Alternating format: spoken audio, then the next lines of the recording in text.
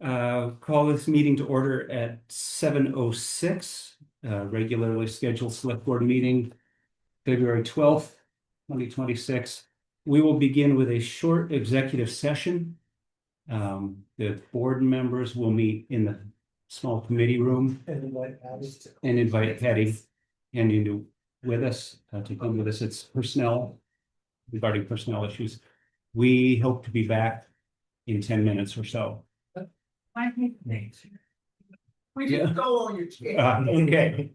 BYOC. Yes, so with this, we'll move into executive session at 7:07. Okay, moved out of executive session at 7:20 with no action taken. And convene our regular scheduled board meeting following the standard agenda now. So board members present are Carl Haynes, Isaac Yackle, Terry Redfield, Robin Chestnut-Tangerman. Other town officers present are Patty Kenyon, town clerk, Elizabeth Cooper, assistant town clerk, Crystal Haynes, library board. Out of town officer. Other townspeople here are Chris Fenton, Nora Rubenstein, Herb Childress, Maureen McCormick, Hillary Solomon, Bill Reed, and Sally Shaw. Yes, so welcome everyone. Thank you for your patience. The first thing we'll do is the agenda, the minutes of the January 22nd regular meeting. Everybody get a chance to look at those. I will move to approve the January 22nd regular meeting. I'll second that. Any discussion, corrections? Hearing none. All those in favor? Aye. And minutes are approved. Yesterday, received a proposed resolution for the board to consider, forwarded it to other board members, and both take it up under public comment so that we can do this at the beginning of the meeting and get it wrapped up. So the presenters of the resolution, Elizabeth Cooper and Sally Shaw, would you like to speak? This is a resolution that we sort of took the cue from the town. I was speaking in a teacher voice. This resolution came from, we sort of took the cue from Williston, who passed a resolution very similar to this just a couple weeks ago. And so I have been working a lot and talking with a lot of people about what's going on in the world, and especially in Vermont and locally, and felt the need to take some sort of a stand, and hoping that maybe as a town, we might be able to take a stand and make a statement. I'm gonna let Sally talk a little bit more about the details of that. So we, as I said, we took this from the town of Williston and put it in context of our county. So you want Sure. We find ourselves in a time of turmoil, which we have before globally, within our country, and it trickles down to even the local level, and people are probably all over the map in terms of what they think about it. But as our representative Becca Ballant said recently in an interview that I heard on Vermont Digger with David Goodman, we Vermonters, or we as Americans, know what to do. We know what the assignment is. And I'm thinking like, what are we supposed to do? And then she went on to say, which is, we absolutely want to protect all of the freedoms that set us apart from the rest of the world in terms of our First Amendment rights, and as the interview went on, obviously others. We're not going to give them up easily. And I strongly resonate with that. And I feel that the only thing I know to do, aside from go and hold a sign in the street corner on Saturday morning, is to use the really brilliant system that we have developed in this state and around the country, but particularly in Vermont. We have what we call direct democracy. We go to town meetings, we can come and talk to our select board. And so therefore, Elizabeth and I got our heads together and talked about that. We also recently, both of us apparently independently wrote to our state senators and got a letter back just the same day from Peter Welch, who reinforced basically our feeling about what's going on and how it threatens our family members and friends and people we don't even know in other states like Minnesota in particular, Chicago. But that it does, if it's okay for our government to do that to people there, then it can and will come here. And so Mr. Welch, Senator Welch said, masked Department of Homeland Security officers are violently forcing their way into schools, churches, farms, and courthouses to arrest children and longtime contributing members of our local communities. From Minnesota to Los Angeles, this administration has blatantly disregarded the safety and First Amendment rights of Americans. And in response to ICE's lawless tactics and violence in Minnesota, Senate Democrats have refused to pass the annual funding bill for DHS and ICE. And he's urging an end to ICE's indiscriminate and unlawful mass targeting of racial and ethnic minorities. And those are just 3 choice sentences from a really pretty heartfelt letter from our senator. So Elizabeth and I feel like we're asking our town to approve this resolution in solidarity with Williston, who is currently hosting a ICE facility that's purpose is to set up surveillance of the social media accounts of all of us, of all Vermonters. And since our government has come openly said that they're targeting people who disagree with them, which is, I think, never been said. It may have been done before, but it's certainly never been said before openly. It just seems like this is wrong. Vermonters need to stand up and say it's wrong. And if enough towns and municipalities take a stand, then we can bring it with much more force of authority to our state legislature and to the governor and say, please stand up for us. So I also want to make it clear that I see this as, it is in no way a partisan issue. This affects everybody and it affects everyone's rights. That's pretty funny. And so I know that Sally quoted our representative and our senator, but I do not see this in any way as a partisan issue. It's something that affects all of us. And I do also know that there's been a lot of activity in the Rutland area, and there are people that have been detained and people who have, without really any warrant, been picked up. And so there are a lot of people who are living in fear. Right. And They're families afraid, separated. families are separated. Yeah. And it's coming closer all the time.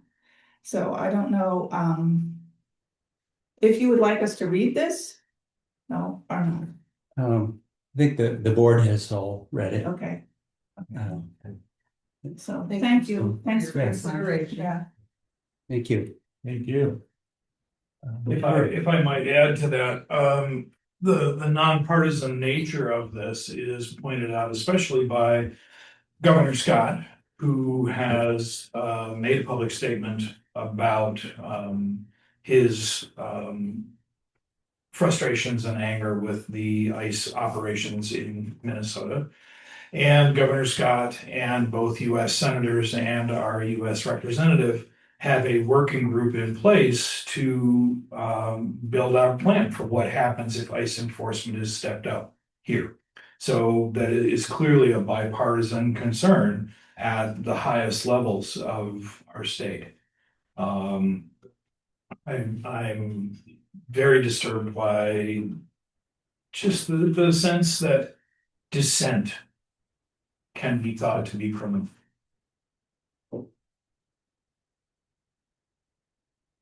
So I read this very carefully. And actually, I would delete one comma and add another in another place. Those numbers were driving us nuts. But my reading of it is that this is saying we support constitutional rights. We support the the protection from warrantless arrest, warrantless search and seizure. And we support due process. And I mean, that's my take on it. And I'm appalled that we've come to this. Absolutely.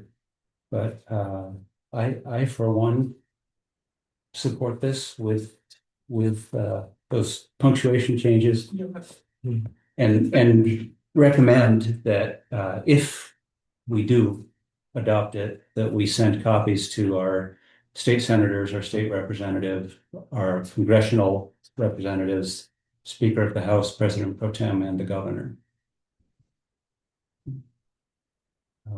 And how would that happen? So it's not clear to me right now. I completely am on the same page. This is crucial. I just saw this morning in Vermont Digger that we now have children in foster care because their parents have been taken and detained. That makes no sense. We have people who are masked and are unidentifiable, who are taking people and putting them in cars, and we don't know what happens to them.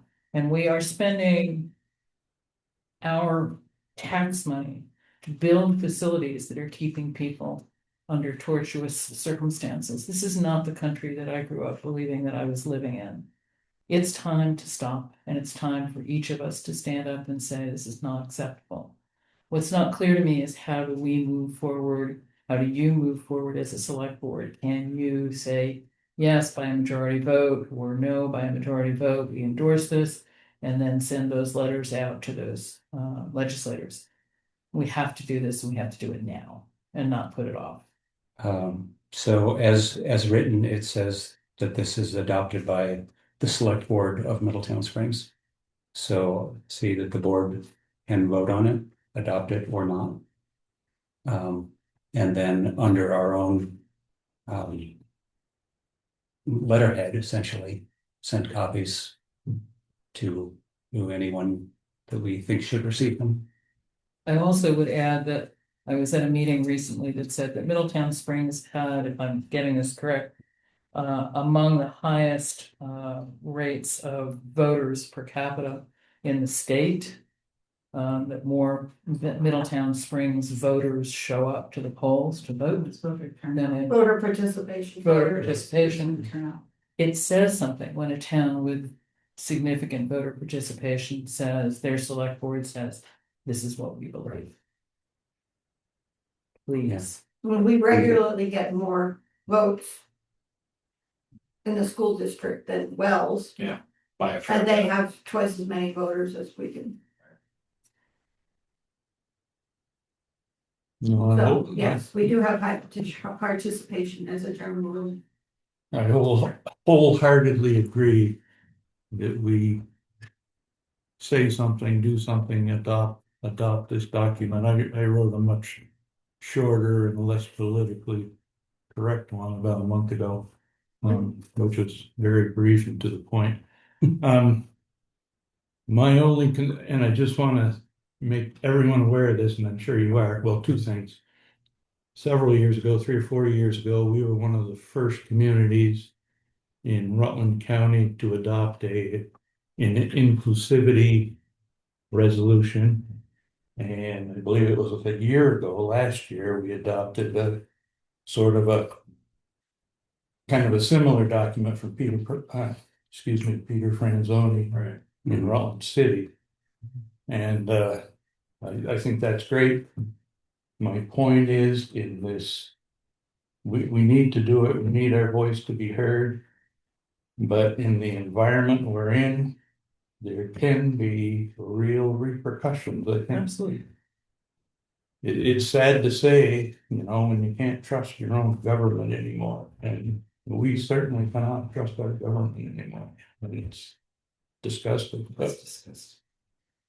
but with that said, I'll move that we adopt this resolution and sign it tonight, and where it goes from there, other than sending copies to our state senators and US senators and whatnot. I don't know if we post that anywhere on our Can we website, post come with and I say that because I don't. the other I don't know what we posted did. on the website? Okay, the other one is, okay. We would just add it on the select board page. I mean, it's, Right. or it can go out in a news alert. Whatever the select board would like. I would ask, No, thank you, Pat. I would add one other thing. I understand that this was brought before the Board of Aldermen in Rutland Town, and they refused to sign it. Theirs was very different, very different. Theirs was, The resolution was different? yes, theirs was. Yeah, it was much shorter and targeted, basically ICE methods. But Was that Rutland Town or Rutland City? I don't know.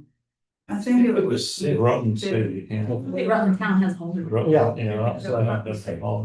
Which. It was a different. Maybe more like yours, Terry. So I say that only because, only because we need to make sure that this is also in the hands of people who have believe differently, so that, if Rutland City Board of Aldermen, I don't know that it's a different text, but if they're voting against it, then we need to say we're voting for it. This one that I don't know who put it together for Williston, but the woman who proposed it, I believe Gloria, oh shoot, I'm forgetting her last name, but she's a select board member in Williston, and it's very tied to the Vermont Constitution.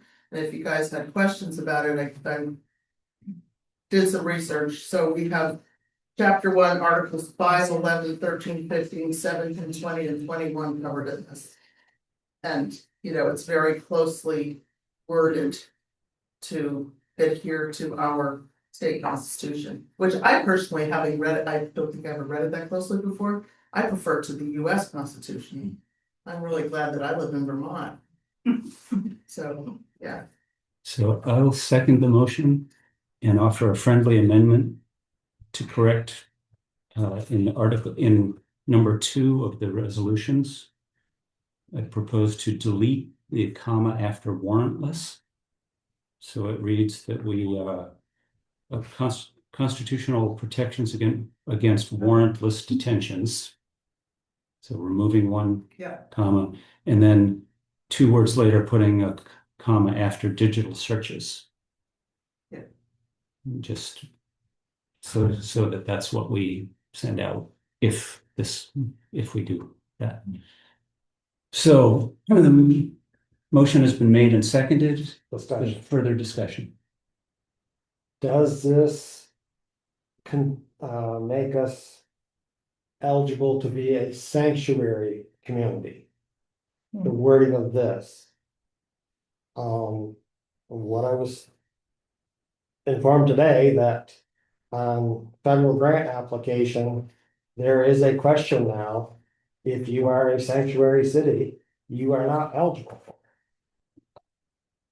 And at the fire association meeting last night, they had this discussion that they're actually taking money back that's been awarded to sanctuary cities. So, I think that's a specific other thing. Yeah, I don't. Well, think this I know- meets the definition. that is, but how we're putting this out there, and if somebody's going to interpret this as if we are, I don't wanna lose the 1,000,002 for the library. That's I'm totally agreeable with the wording and everything. But I think we need to think about what could be putting us in jeopardy. I totally agree with the document, but as the fathers of this, the leaders of this community, if there's blowback, That's my point exactly, with possible repercussions, and we've all seen the administration freeze funds that are approved and document and awarded whatever for specific projects by Congress, and the iron hand can come down and freeze them now. And delay these things, and sooner or later, once it finally works its way through the courts, presumably they'll get thrown out and this work will start again, but it just delay is the tactic, and so there could be very And- real repercussions. and we're not in a state that is looked well on in Washington. Even though we have a Republican governor. His decision today not to go to the governor's meeting, if all the governors are not invited to it, taking that stance for the town, may have blowback, you know? The FEMA money on round 1 and 2 for the floods up north this year have been denied, and then communities are having to eat it some way, and they're hoping that the state's funds will kick in to support them, is what I'm reading and seeing this week.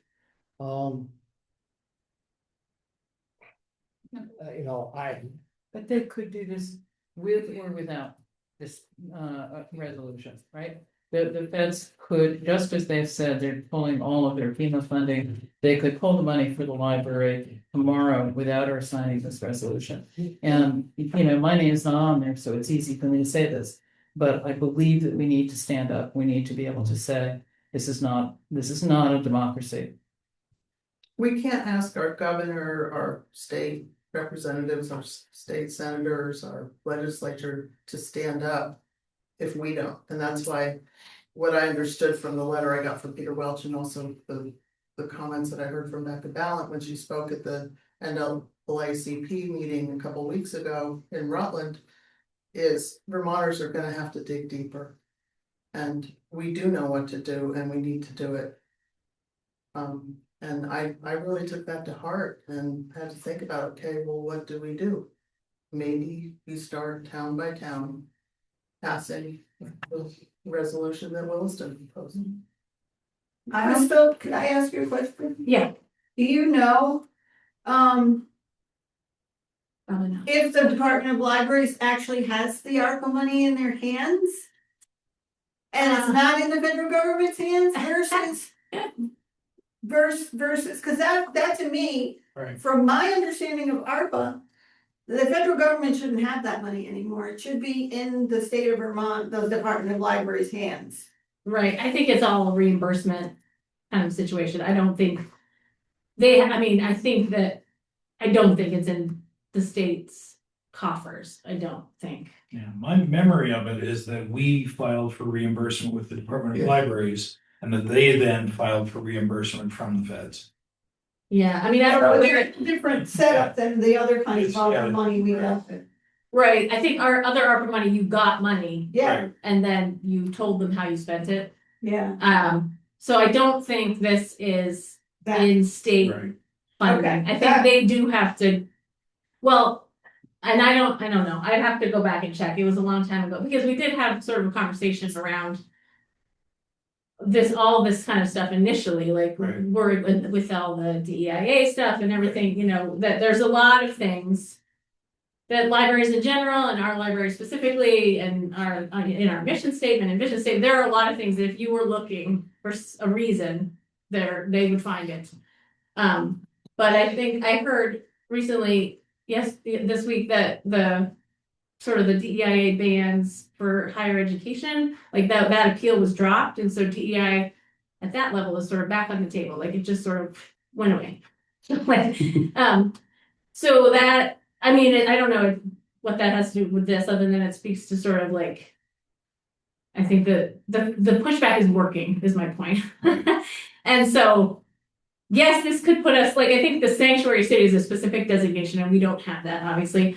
But, you know, in the world where this looks a certain way, and does that, you know, inspire focus or ire potentially?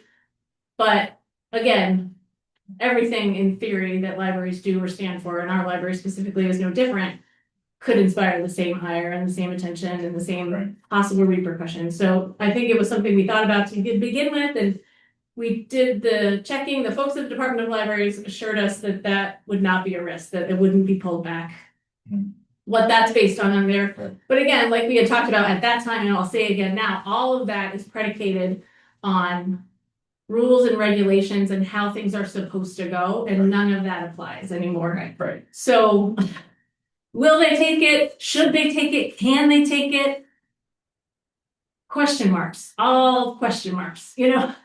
So, but I think we feel good about continuing, and I feel good about, you know, supporting this resolution. Again, I think we have to do things that feel a little bit dangerous because, or a little bit uncomfortable, because if we don't, like, we don't really know where that goes. We see it in other places, but it feels real now that it could be here.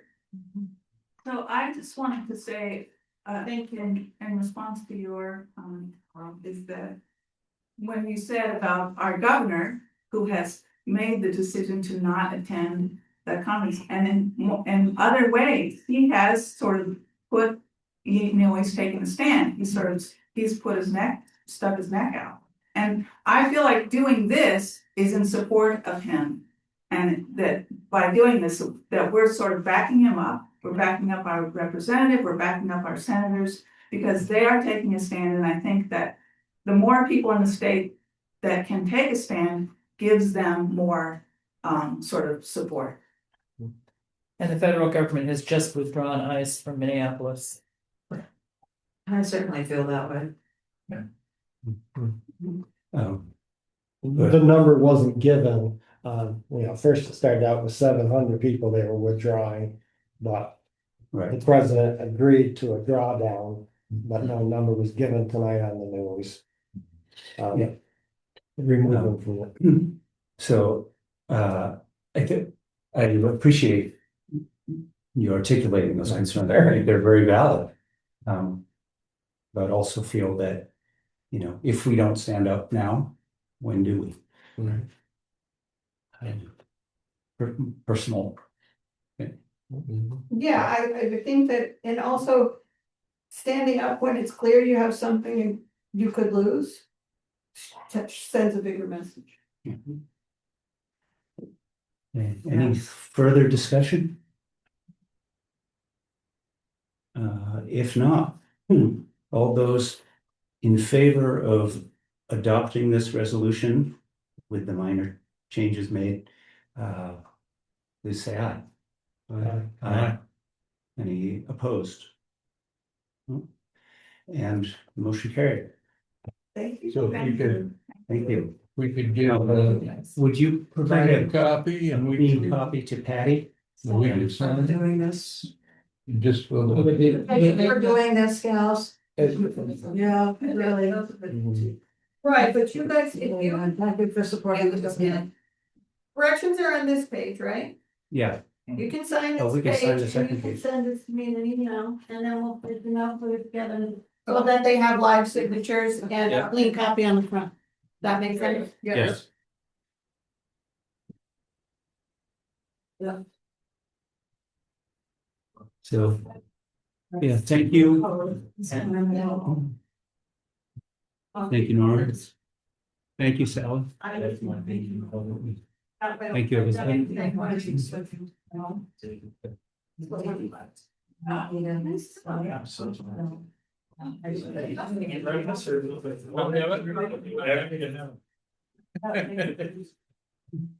Of course. Thank you, ladies, for your work on that. Your input. Don't forget, town meeting's in a couple of weeks and a half.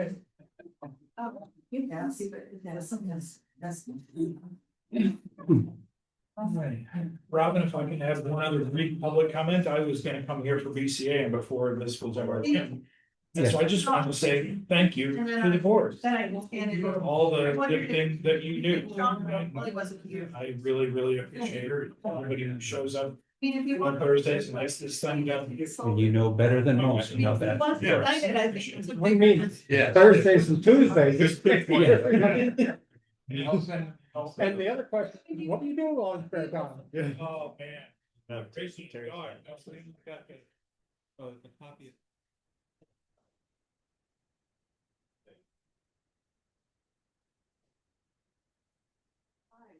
Okay, yeah.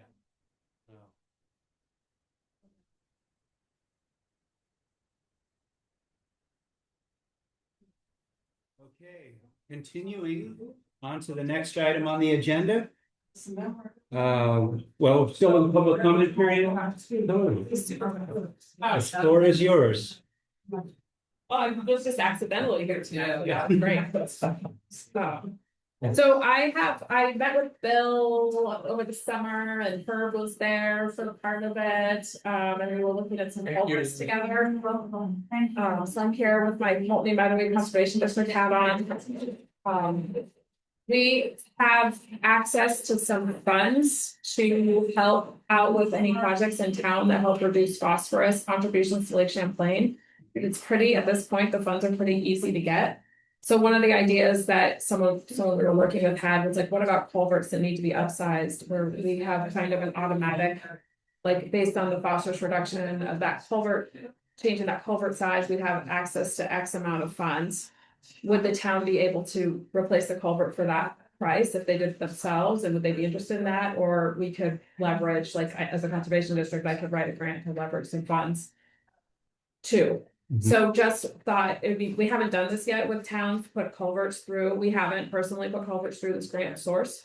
So I thought it might be nice, as if Middletown was interested at all, like to be my guinea pig town, and I can kind of go through the process. I do a lot of the work myself, there's not a lot of work for Middletown to do, except just help direct what the project would be, and if you could do it, if it was feasible, and if the timeline would work and stuff like that.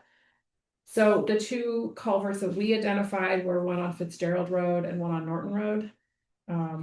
One on Fitzgerald Road has a lot of erosion, a big drop on the other side of the culvert. The one on Norton Road is like two culverts cobbled together, one's plastic, one's metal.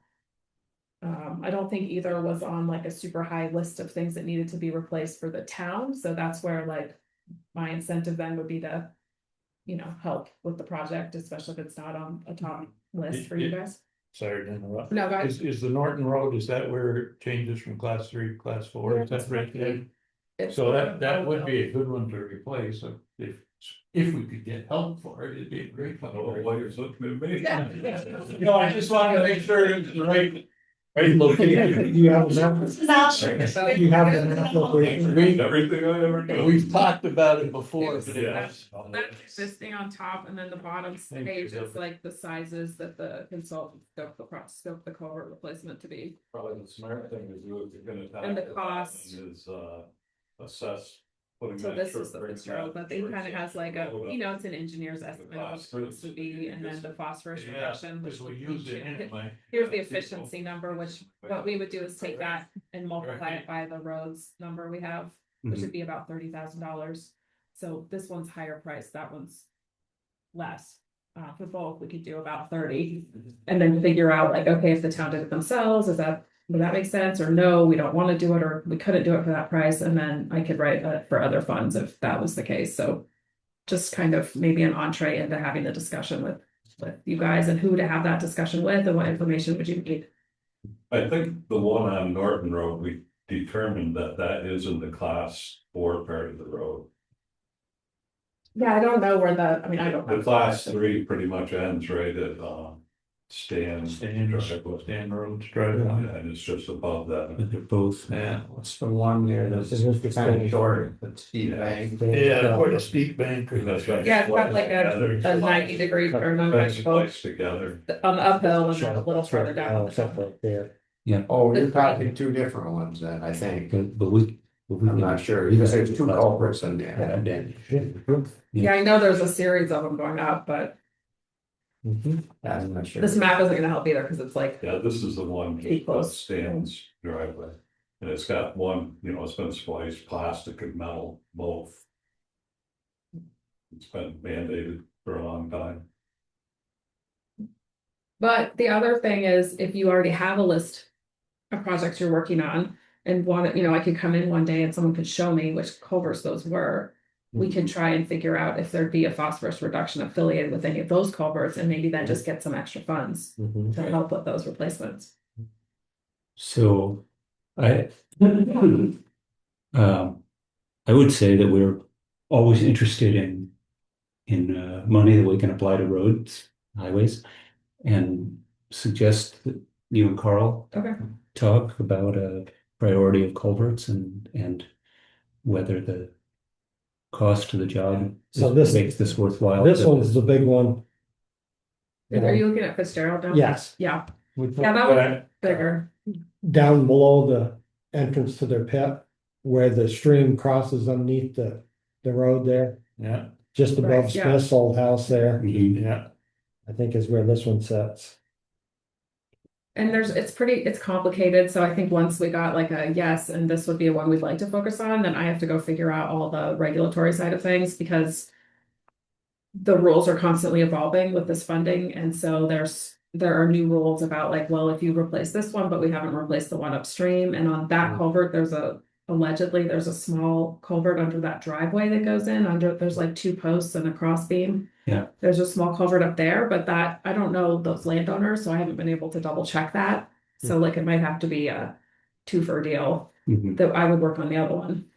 But all that is kind of evolving, so it would be a little bit of just your willingness to take a little time to work with me, and then I would go do the research and stuff I need. Is there a timeline on this? No, it's kind of rolling. Rolling. The timeline would be more the summer, like what summer are you trying to do what project, and trying to make sure we have everything in order for that time. Mhm.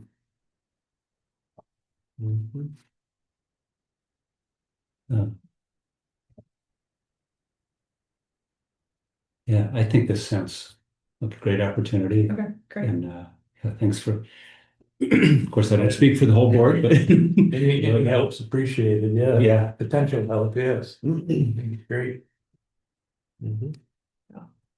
I think it'll help me figure out this part of the program too, answer some questions, so.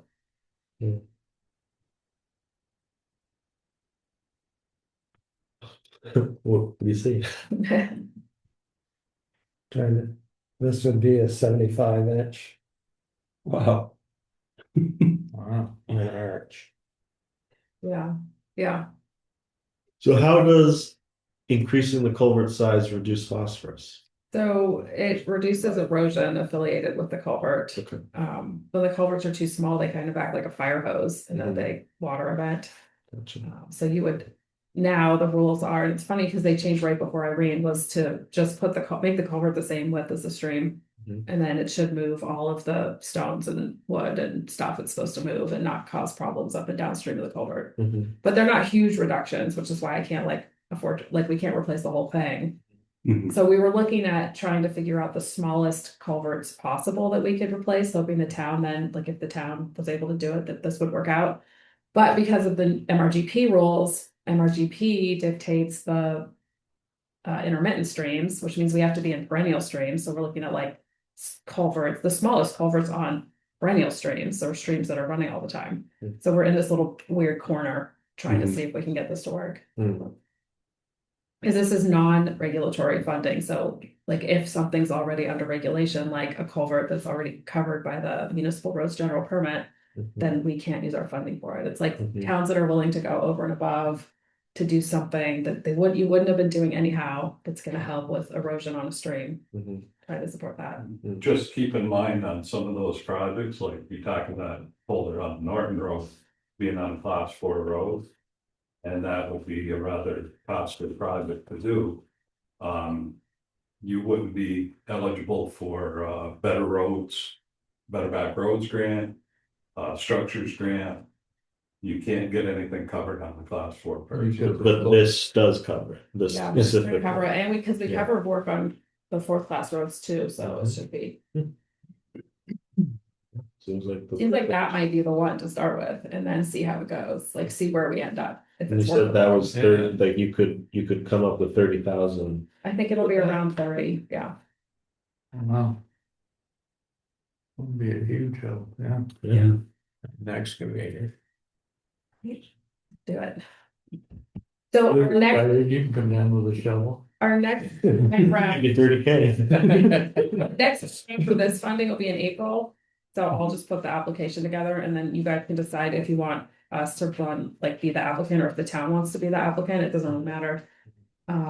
If the town's the applicant, you could get some funds to help just do whatever you need to, to work on the grant, except I'll probably do most of the stuff on the grant anyhow. And then we'll figure out if we need more, then we can apply to something else to do, to get the more, and just see how it goes. Great, well, thank you very much. Yeah. Thank Sorry for surprising you, okay, no, Oh, sorry for nice. surprising you, I should have called and like. No, these are good surprises. Yeah. And this month, and I didn't want to be told no, so I was like, just show up. You could, yeah. Thank you so much. Thank you. Thank you.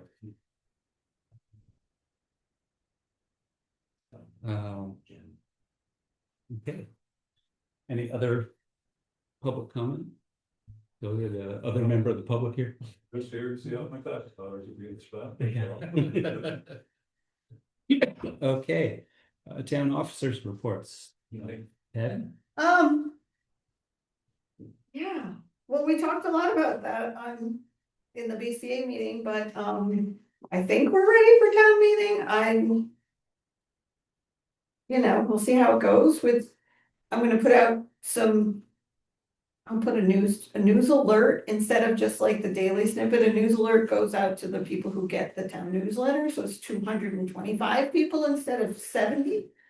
Just to About the remind people daily. that to go to that the town meeting is, informational meeting is the week before, that kind of thing. I've sent out, ballots have come in, I've sent out the absentee ballots that have been requested, so those are in the mail. Town reports are gonna go in the mail tomorrow morning. They came a whole week early, which I was really happy about because I got to do it on a day that I normally work instead of my day off. But yeah, so I think we'll be okay. I think that, working on the schedule, I don't know what else, anybody else in terms of other town clerk things that you all might have questions for me on. Here I am. But I mean, I guess we haven't brought up a discussion basically all year about facilities manager. I know that was a hot topic for you. yeah, let me I can share a little funny thing today. Because Amanda and I had a little conversation when I was here. It was just a weird thing, right? So it snowed. It's been snowing every day. Then no one tells you it's going to snow, but it snows 5 inches. And so I was coming to put labels on the town report, so I was coming early. And Jenny, when I got here, Jenny was already here. So of course we're in the way of the plow. That's why the parking lot looks the way it is, because the plow thinks I don't come to work till 1. But we were here at 11. Jenny was probably here at 10. I don't know. So, but Amanda's amazing. Keeping the sidewalks all set. She does the sidewalk all the way till now there's a cliff. It's not a cliff, it's like a big stone wall at the driveway at 9 South Street. But just having that is good. I think that someone should check. I don't know if you have, or at least I know you have been doing it, Terry, but The salt makes Salt. going, yeah, I checked it, I hadn't had time to do anything with it, it was still okay, right, I was like, it's gonna be soon. But yes, I think the water filter needs changing, I don't know how to do that. I know there's another water filter there, but I don't know how to change it. So yeah, it's that problem hasn't gone away, but having Amanda has made us go, oh, it's beautiful, because we come in and we can walk on the sidewalk. Yeah. You know, today we walked through snow, but then I had to apologize, because once you walk through it, it's a shovel. So, so I just talked to her about having, if we had a facilities person or someone who's in charge, there would be somebody telling us in the winter, well, if you're gonna go to work and they haven't plowed yet, park somewhere else, or be out of the way, or, those kinds of things, like, or let somebody know that you're gonna be coming so that they can plow it before you get there, so that, because we all have, it's choreography, you gotta, so those are kinds of the things that I thought about today, just because of that situation, because I felt bad, I mean, Amanda has been here every day shoveling 8 or 10 inches of snow, and it's a lot of work. Geez, I hate the cold weather. Like, I don't know what the heck you're doing in this job then, I mean, because that's all you do is cold weather. But She's had a couple of the coldest Saturdays we've had in years. so she deserves a lot of credit, and she's done a beautiful job, and we've all been happy, and I mean, our floor is a lot nicer because we're Yeah. It's easier to keep clean. We didn't wash it today because everyone was coming in tonight, but yeah, so far I think the plowing of the highway guys has worked okay, as long as they get down the schedule. But of course, as you know, which was always my complaint last year, there is no schedule. Someone could be here at any time on any day. Right. And so, it's a tough one to do perfectly. We're not gonna ever do it perfectly, because someone's gonna come in and walk on. And this is an exceptional snowy winter, like. Yeah. This has been tough. And Amanda's done, it's crazy. So, anyway, yeah, we still do need it, it just doesn't feel as, Mhm. when we have somebody actually paying attention and dedicated to keeping the walks clean, it makes me happy, because I don't like to have to think about some older person falling, slogging, whatever. Thank you. Well, Well, because you're working with compensation thing too, if somebody falls on the way in. Elizabeth did fall last year, but when we had all that ice, but yeah, I mean, Funny. it's made a huge difference in just not having to think about it. I have two other quick things involving you. One is just that I will follow up with you and Jenny about town credit card.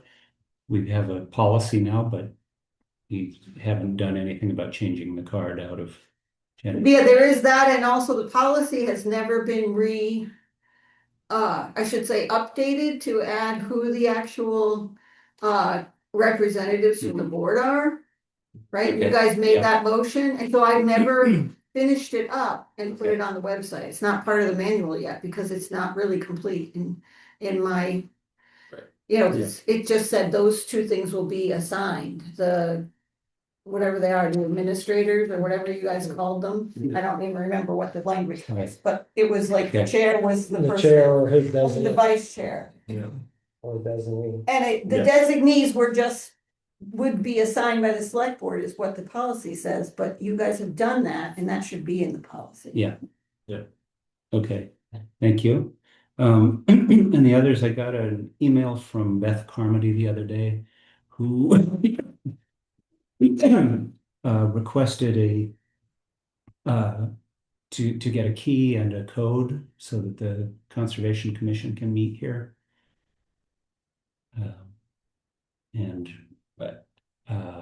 The board needs to say that's okay. And Usually, yeah, so like when this first all came about and you weren't on the board at that time, it was the chair of the boards mhm, got a key and a code. Yeah. The problem is the chair of their board is the chair of the planning commission, and he's the one who doesn't show up. Yeah. So they want a Okay. second key and code. Hmm. Or they need to say their chair is someone else, Right. right? I mean, just because Mhm. you want a person that's gonna show. Yeah. And, I mean, but that's up to you. Like, there is no, Yeah. yet We again, could it's make- we a could whole, do- there is no procedures for that. Right. And so therefore, I can't give a key and a code out without you telling me to. Yeah. And if you tell me to, then I'm happy to. Yeah. Isn't there I a think- cost, isn't there a cost to that, right? We were talking about that last time. Yeah, and I also, I did ask.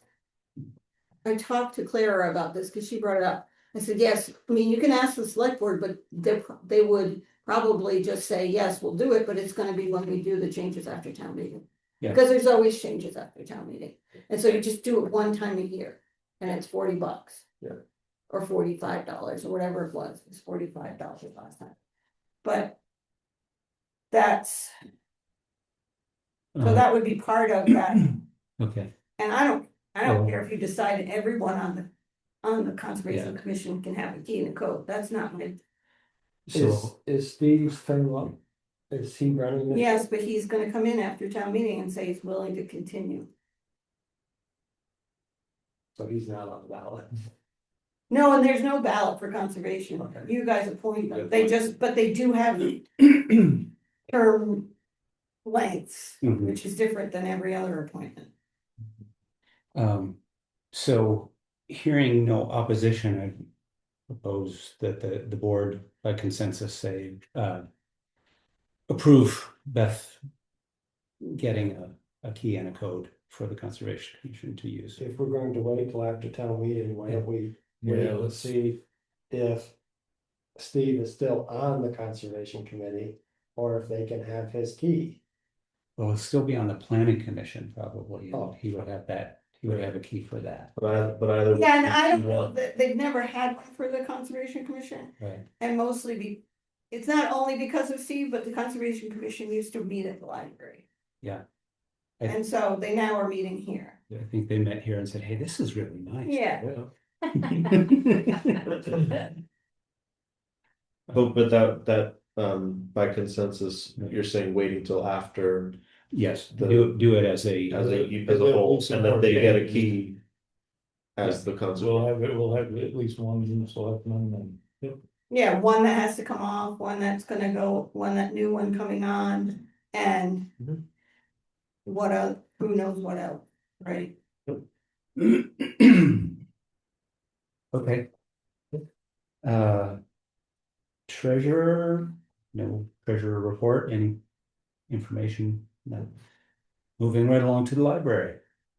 Library, that's us. See, covering up the pretty blue on the building. Yes, I know. I know, I was thinking, oh boy, I like that We're bright gonna color stick with building. the blue, You're gonna but go first it white. was silver and then it was blue. Now the siding is gray, but that's just the prime. Yeah. It'll be white. Yeah, Yeah, funny when that Yeah. front porch forum came out. Don't worry, It's not gonna be white. gray. Sure, somebody asked. I know, I Maybe said, I was one like, did we person- agree on gray? Yeah. They're like, no, it's good. I was like, that's fine. All right, well, anyway, we have a change order to be signed. I have copies here, folks want to see. Copies, they're all the same, so you can sign, as long as you sign one that has all both sides, so we got in trouble for that before. Sign one that didn't have all the signatures of the whole situation, here you go. Billy, you want one? Okay. So. This is the change order. This has some credits. Good deal. So the suppression system is over the stove in the kitchen. That was not included. We knew we had to have one, but it didn't make it into the plan of the engineer or whomever. Let's see. So that's around, that was sort of part of the deal as far as not having the sprinkler system, we had to have a suppressive system over the stove. The EV charger, again, that's a credit on the electrician's part because it was in the plan and it was in his quote, but there's a lot of, just details we want to try to think through and work out on that. And so we do plan to do it still, but we weren't ready to like go for it and we caught him. Really complicated. We caught him before he bought it, so it was like one of the things we got ahead of, one of the few. And then there's a credit for some of the the metal railings, which are the exterior railings around the handicap ramp and along the side. And so Dan Query is offered to do those for us. Awesome. So that's a credit for that. So that's very generous of him As a gift, As as a a gift. donation. wonderful. So yeah, that was awesome. He doesn't do the install, so it's not a credit, that doesn't match the line item in the Naylor and Green budget around railings because the install, they're still taking care of. So yes, and then there were some changes to the insurance and the fee based on the percentages, I think, of the complicated matrix that is their billing system. That's the best I can do on that. So it was a credit of 27 in the end. So then it shows back down to that 1,556, 126, 68. So that is that. Any questions on it? No. Comments?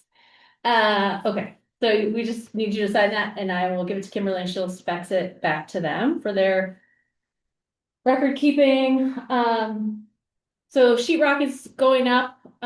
It's the upstairs is, I think, is finished sheetrocking. They're starting to tape it, dope it, all that, whatever you call that. People call it different things, but that. Downstairs is, they're working on the sheetrock downstairs, so that's moving. As we mentioned, the siding is going up. It's on the far side. What's that? West side. Starting to go up on the west side, that they'll be working on the next couple of days when it's warmer. They're excited for a little bit warmer weather, although it keeps snowing, so. They were working on both sides today. Oh, were they? Oh, I didn't notice, the other side. I didn't. And when are they pulling? They're a little bit behind behind schedule from where they thought they were gonna be at, so now they're thinking their break will start probably the first week of March. And, well, they'll come back probably the beginning of April, so it'll be about a month. They are I think they're thinking concrete might come even before their break. They're still not sure on their scheduling of that, but the ground, they covered it with blankets and whatnot, so it's not frozen, so they can do it, I guess, if they can get it worked out. So we'll see. And then they'll come back and do the flooring and the drop ceiling in the basement and hopefully get the kitchen in as well. And all the lighting and finishing work. I saw a picture with the big chandelier in the middle of the. Yes, yeah, yeah, so we're working on picking colors for all the things, the stair treads and the trim around the bottom and the trim on everything, the ceiling and the walls and everything, cupboards, everything that has to have paint. A lot of things have to have paint. To pick a color for everything. So we're trying not to make everything white because it's easy. So yeah, all the bookshelves are all made and ready to come. It's looking good. Some folks were in there last week or 2 weeks ago, whenever it was. Yeah. So they're working. These bookshelves that were covered up where the altar was. There was some discussion about shelving up there. Oh, maybe they started to move some of it in, possibly. I didn't look closely at what was covered up there, but probably. Yeah, probably that's some of it.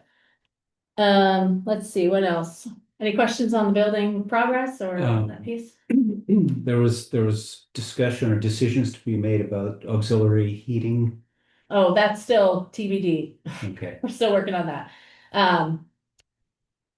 I think Peter was hoping that there might be a little more room in the budget, but although we're not over budget, we're not that much under budget either. So there's some credits here, but they're not equaling what we need to move forward with that heating. So I think we're just waiting to see. We have some sort of early discussions on some more pledges and donations, which we're not sure on the size of those, but I think we're optimistic about being able to move forward with that stuff as well as the kitchen, but we're just waiting to finalize, what those amounts are. I think the price tag on the heating thing is like 30,000 or something like that. So, we're just waiting a bit to figure that out. Was that for 1 floor or 2 floors? That's the whole thing. I'm pretty sure that's all. That's what I've been hearing, and that's the assumption I made, but again, I didn't ask specifically, but I assume that's the whole thing. Yeah, any other questions on the building? Will we be able to coordinate the concrete for the flagpole at the same time, or is there unknown, but hopefully? I mean, not that it has to be 5 yards, let's say, and we need 2 yards, we can pay for it ourselves, but I mean, we can get it in one load, hopefully. One trip. Oh, You can see. right, if you talk to whoever it is, John, do you know John down there, John Crossman or Peter? I guess you could connect through Peter, I suppose. I'm sure if you ask them, I Well, mean, if they're bringing a truck, they're bringing a truck. I don't know. I mean, When- they've done work to weather like clock. cover it up with blankets and stuff. I don't know if the same thing is true over here, if you've. Yeah. this They is not- probably hold back in over here. Oh, okay, so, oh, I mean, is it filled back in? Yeah.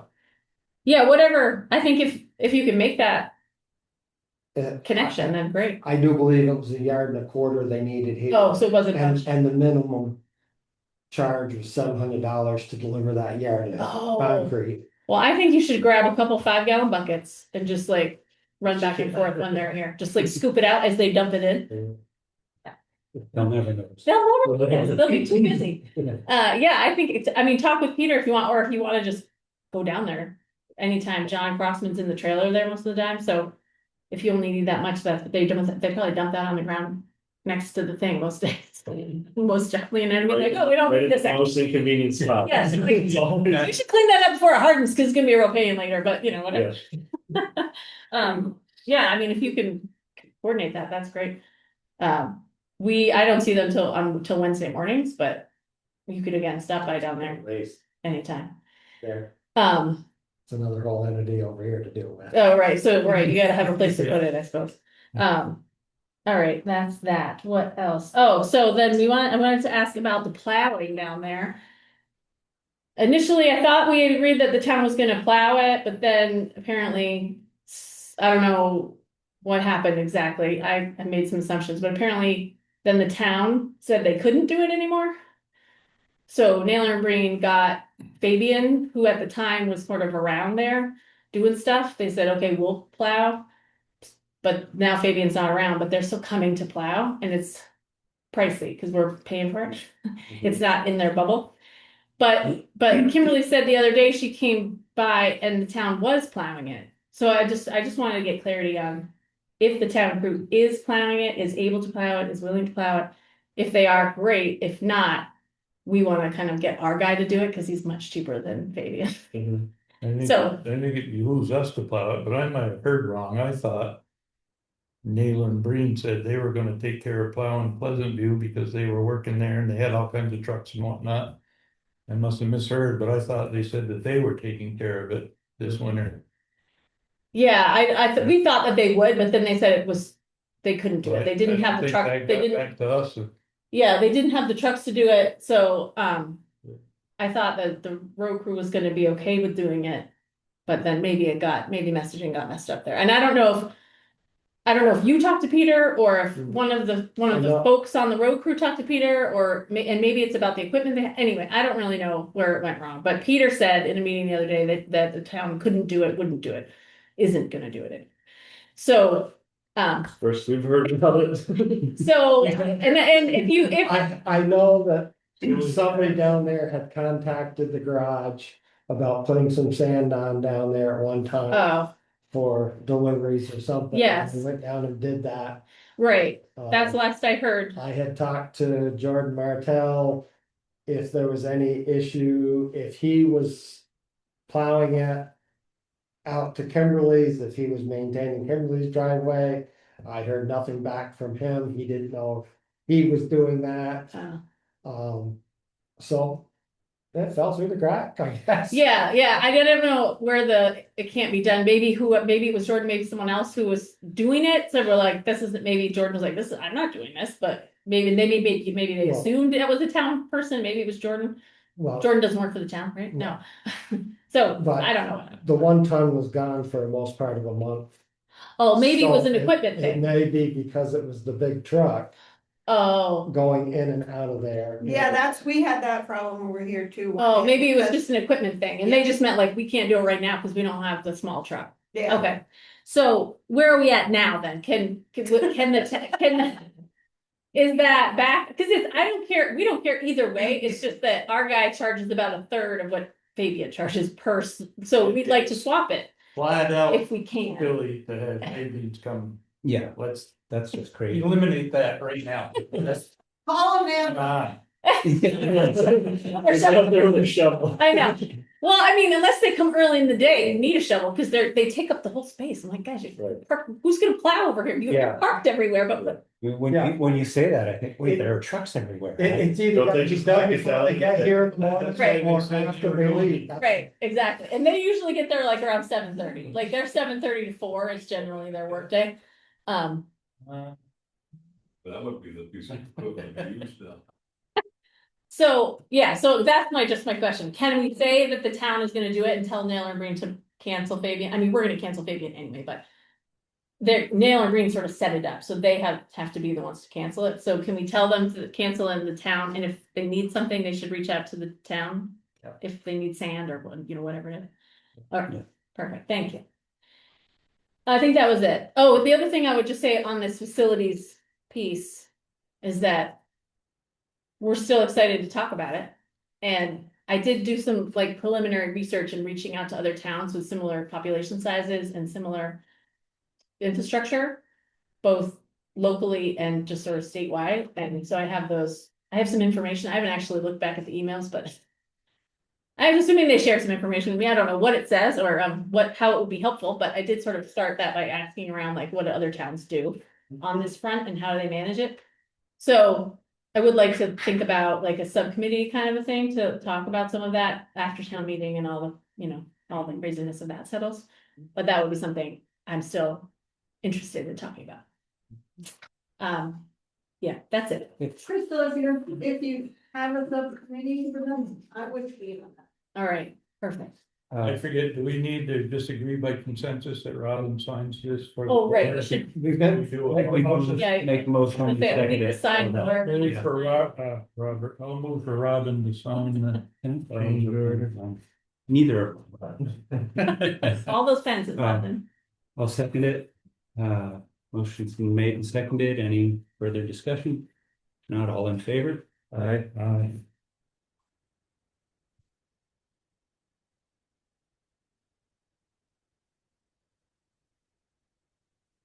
Harry, Yes, ma'am. if Sean comes and signs, this is Sean's town report. Okay. If he doesn't come, and you just Oh. put that back in your folder along with the town report and I'll get it. I'll put it in the folder and I'll send them an email and say it's here. Yeah. So you can stop Thank you. by tomorrow. No chasing me down this time. Thank you, thank you. Thank you. Thank you. So I think that's it for me, unless there are other questions about library stuff. Thank you. All right. Oh, there will be another, just as a quick, there will be another, something for you to sign because the MERP grant we sort of applied for a whole list of things. And then for X amount of money, and then they gave us like half that, what we asked for money wise. And now they're saying, well, are you gonna do all the stuff? And we're like, no, because you only give us half the money. But we have to change the scope of work of the grant agreement, because technically it still had that whole list, even though money was half. So we have to revise that, and then because it's a revision, whoever signed it initially has to sign it again. So that will be coming. They're working on finalizing the revision, but basically it just says taking out the EV charger. And I think there was like solar panels on it. We were dreaming big. So those will be taken off the list, and then the rest of it is the same. So that's coming. Great. Thank you. Thank you. think there's anything in there that you have questions No, about. I see we got a Yeah, that's annual just, statement. yeah. I think we can whip right through all the rest of the town officers' reports, emergency management. If Have a there's, good meeting. thank you. Somebody just shout out if they have something here. Help out. There is a couple things in here. Traffic safety task force, Bridge auditors, standards and. delinquent tax collector, trustee of funds, planning commission. There's. There, And that brings us, Notes about who's gonna, you gotta write in who's. yeah, and we got the, So there's just. hey, we're trying to have a meeting over. I'm sorry. thank you, Patty. I just wanna go home.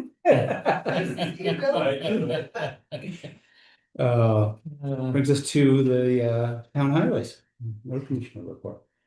The grain truck, single axle, went to Earl's today for an undisclosed amount of time. It had antifreeze disappearing and they don't know where it's going. So, something about some cooler. I don't know if it's an oil cooler on that engine that's the antifreeze runs through. There's no signs of it anyplace, but they told Chuck if it gets into the exhaust because the motor runs so hot, you don't see the white smoke like you used to see for antifreeze burning. So they'll look at that either tomorrow or Monday, and then we'll go from there. And so if it is a head gasket, a head, part of the motor. Could be, it's a- Well, no, Does it show any overpull on oil? no, That's a good thing. so that's a good thing. they led him to believe that it's most common that cooler, he said. So they had no way to, no way of telling till they got there. Sounds better than a head. But, I wanna say this is one of the orders, I think. We had used, I put on there, I think 9 gallons of antifreeze that was bought and used in the last 3-4 weeks here. That have been going through. So, On that particular vehicle. well, I don't know, I just know from the bills. That it looks like we got a 6-pack once and a couple other times we got a single or a double, so. Picked up at Earl's, so.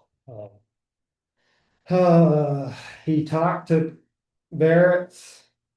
They're still not getting any great amount of salt through Cargill. We're still way down on the list. If they get any, they're sourcing it from any place they can find it. So they're traveling as far as Boston area down there to get it to other towns that doesn't have the contract with Cargill to try to source salt for other communities. It hasn't cleaned the road up the best, but it is working, mixing it with the sand. On West Street, we still have salt to mix it.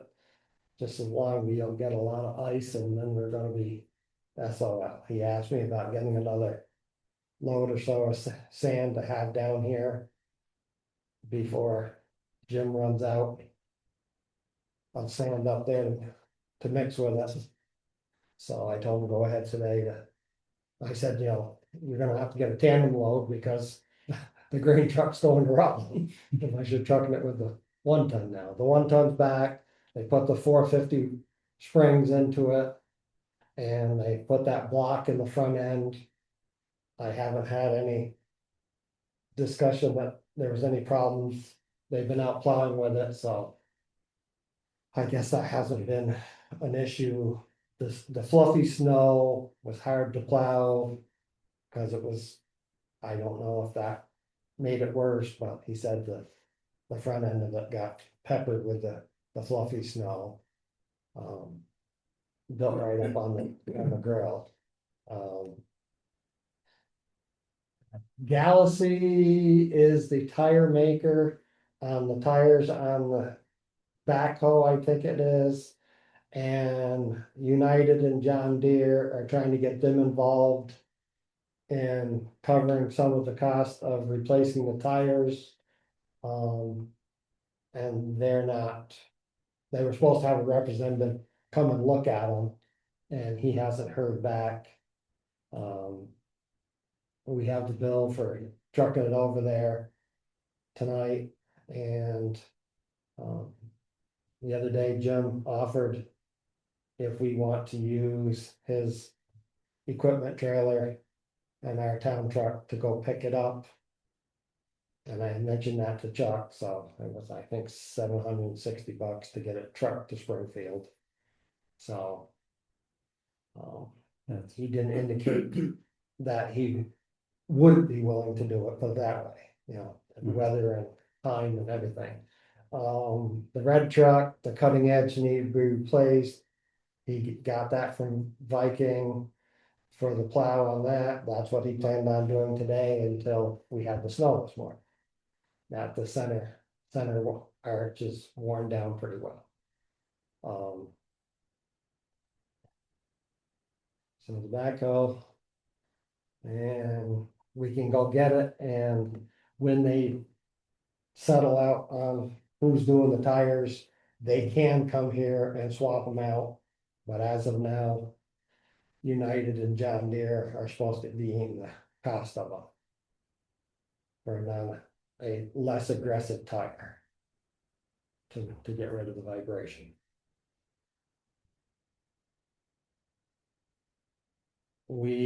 I think in the communications, we have updated paperwork from the state. What we need to adopt the new road policy. An adjustment to the 2019 one. Patty sent out. Yeah. I thought she said she printed it off. Is that? Do you want help with that? Well, it's the questionnaire. The 2019 one Thank you, Chris. Good to is see you, Chris. Thanks for that, coming. Brian Sanderson. Had sent us both copies, Mhm. the 19 and then the new 2026 one. To update. And what I could tell from what I read was the big part of it is the requirements on replacing culverts. Yeah. Yeah. Like Hillary said, the changes that come down all the time, well, this is one of the changes. I didn't know if she was aware of it more than we are, but. Yeah. I have no experience with any of this, but I'm happy to sit down with you if it would be helpful. Basically, the 2019 one has all the answers on them. Okay.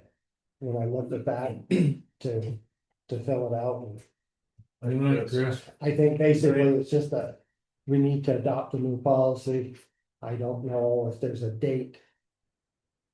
I think it was page 1 and 2 is what needed to be either paper sent to him or Bill, yeah. Going back to your salt situation, this has happened several times over the past few years, and I don't think it's as much of a salt shortage as it is supply and demand, because every time they get the big ice storms in the south, that's where all the product goes. Right. Now, last week, the state contacted their suppliers and told them to deliver to the towns and stuff, that they've got enough stock that they can get by for a while. And when Tom Roberts was at the state, I had gone to him before and got a load of salt from the state and just had a load delivered back to him. So I don't know if that would be an option, but probably the guy to talk to would be Jeremy Waite in Castleton. You know, if you're looking. Borrow a load of salt. Pretty much, Yeah. yeah. And I don't know what, I mean, obviously they're not using a lot on 133 South, but they said, you know, they put the statement out that they contacted their suppliers and told them that they're good for now and to give some of their other customers caught up, so that might be an option to look into if you think you're gonna run out of salt. Cause Thanks. because the green truck was in the salt shed, so he didn't want to show up a load of salt and not dump it there because they couldn't get it in there. You said Jeremy Wade? Jeremy Waite, yeah. They should have a number at the garage for him. I left all that contact information.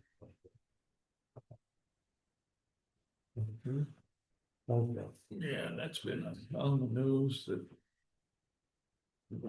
I think that's why he contacted Garrett. He said he went to the shed in Rutland. He said you'd be hard pressed to get a 5-gallon pails of salt scratched up in there. It's so pretty clean, so.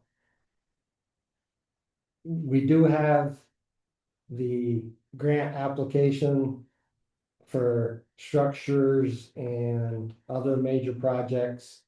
The due date's the 15th of April. That we need to look at and see if there's anything that we want to apply for. You saw the email that Patty sent out with all this? Separate buildings. Yeah. That's what structures and paving, Yes, different grants, but the two are structures. yeah, I think the deadline for that's the 15th of April. Your structures grant, I mean, it's gonna be a big project for that box culvert down by Coy Hill Bridge. The only thing with that is they want some type of engineered design. And they were up in the air, when I talked to Brian last time, if some of the grant money could be used for that. So that might be something you wanna check into too. Now, did he ever look at that? Yeah, He did. I was gonna call him. I was trying to get them to eat it because it holds a state number, but it was a long shot. And unfortunately, this round of money, may be nice to apply for stuff. But what I'm hearing with FEMA withdrawing the money up north, that they're saying they're gonna apply for all the state money that's Well, allocated this year. the only thing with those two grants, you're not in high contention because we've only got the little bit of paved road. And the only thing is, you've gotta apply every year because you never know. Towns don't apply, twice I've got those grants because other towns didn't apply. So even though you don't have a good feeling about getting them, apply. It doesn't take that long to fill out the grant paperwork. I mean, you're not gonna get them if you don't apply. And So, that's just like with the paving grant. I've heard over the years of going into budget, what to take from the paving grant and all that. Well, if you rob from that surplus and 140 gets back to the way it was years ago, I mean, that's ready to have some paving done to it now. Yeah. But if you apply for that grant and get it, great, you can do the whole thing. But eventually that's gonna have to be addressed and you wanna make sure you've got the money to do it, but. So one I asked Chuck about is the large culvert up by Kenny's. What the condition of that one was. Also. And then Hillary's got these two here. I haven't been in. I know the town put that one in on Fitzgerald at one time. And that'll be back in the 80s, I'm guessing. But those up on Norton Road. I don't think that, what I can't figure out, it looks like the inlet on the one of that culvert is 24 inch and the outlet's 36 inch. So it was two, It's like several times. two of them popped together. Cause there's two in there, So this, what her proposal, that was pretty interesting. I mean, is that a project that 30 grand would cover? Do you think Well, I would more think- than that? I would think, but that would be, how it's broken out here. 10 grand for the pipe. Hmm. It would appear to be an arch. You could probably pull some numbers from the one I did on Haley Road. They're pretty similar in size, they're pretty similar in the way that the streams flow. And the design that you would need, because that one's got baffles in it. With baffles, you can size down a little bit.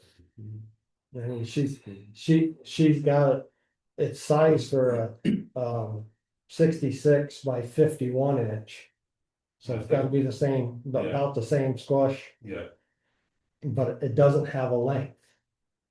That's what, but the thing down there to get that in place, you're gonna have to dig some test holes, because that ledge comes right down on that hill right there. If you get into the ledge, you can't get your depth, then. yeah.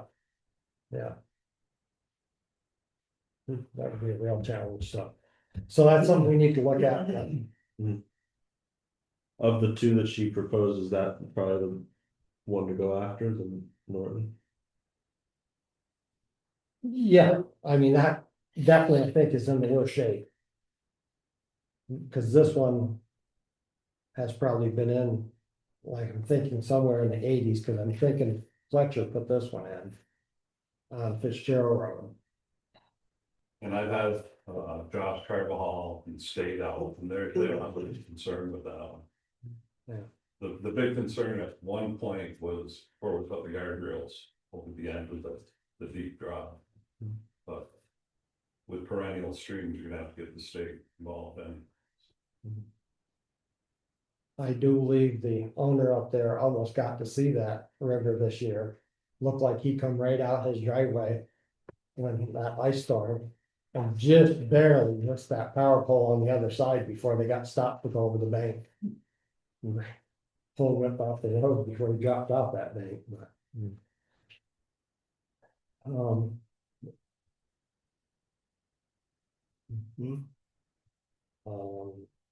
Other than that,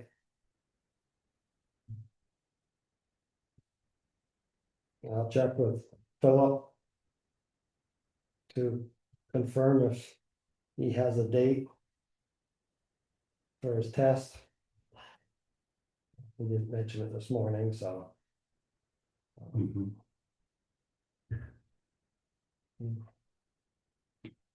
Other than that. Chuck had told him that if we start getting warm weather, that he's gonna have to go get the backhoe. Cause the loader's not ideal to be running around the town. Cutting through the snowbanks to get the water off the road. Right. We talked to him this week, so. yeah, and then. We don't have any big thaw in the next 10 days, but it is gonna warm up or be. More seasonal like it should be. 30s, but it won't be. And like he said yesterday, I guess they were out sanding. And that he said that basically, now the sun's hitting it. The ice that's been frozen on the road since December. Is starting to show. So, it's even the sun hitting it is making them slippery, Making a difference, making a difference. so.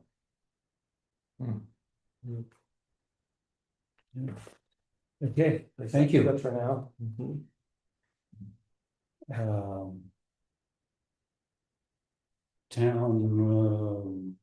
Town lands and facilities. I had a quick, I had a question and maybe to throw this out there in this whole garage. Like mix up, just to make it more convoluted. Have we ever thought about getting rid of the transfer station where it is, moving back to West Street, where it would take a much smaller footprint, and we don't have to worry as much about it, but basically moving the transfer station to West Street after we get a re-designation from FEMA, and then building a town garage where the transfer station currently is. Is there any, like, I'm sure there are, what are the reasons not to do that?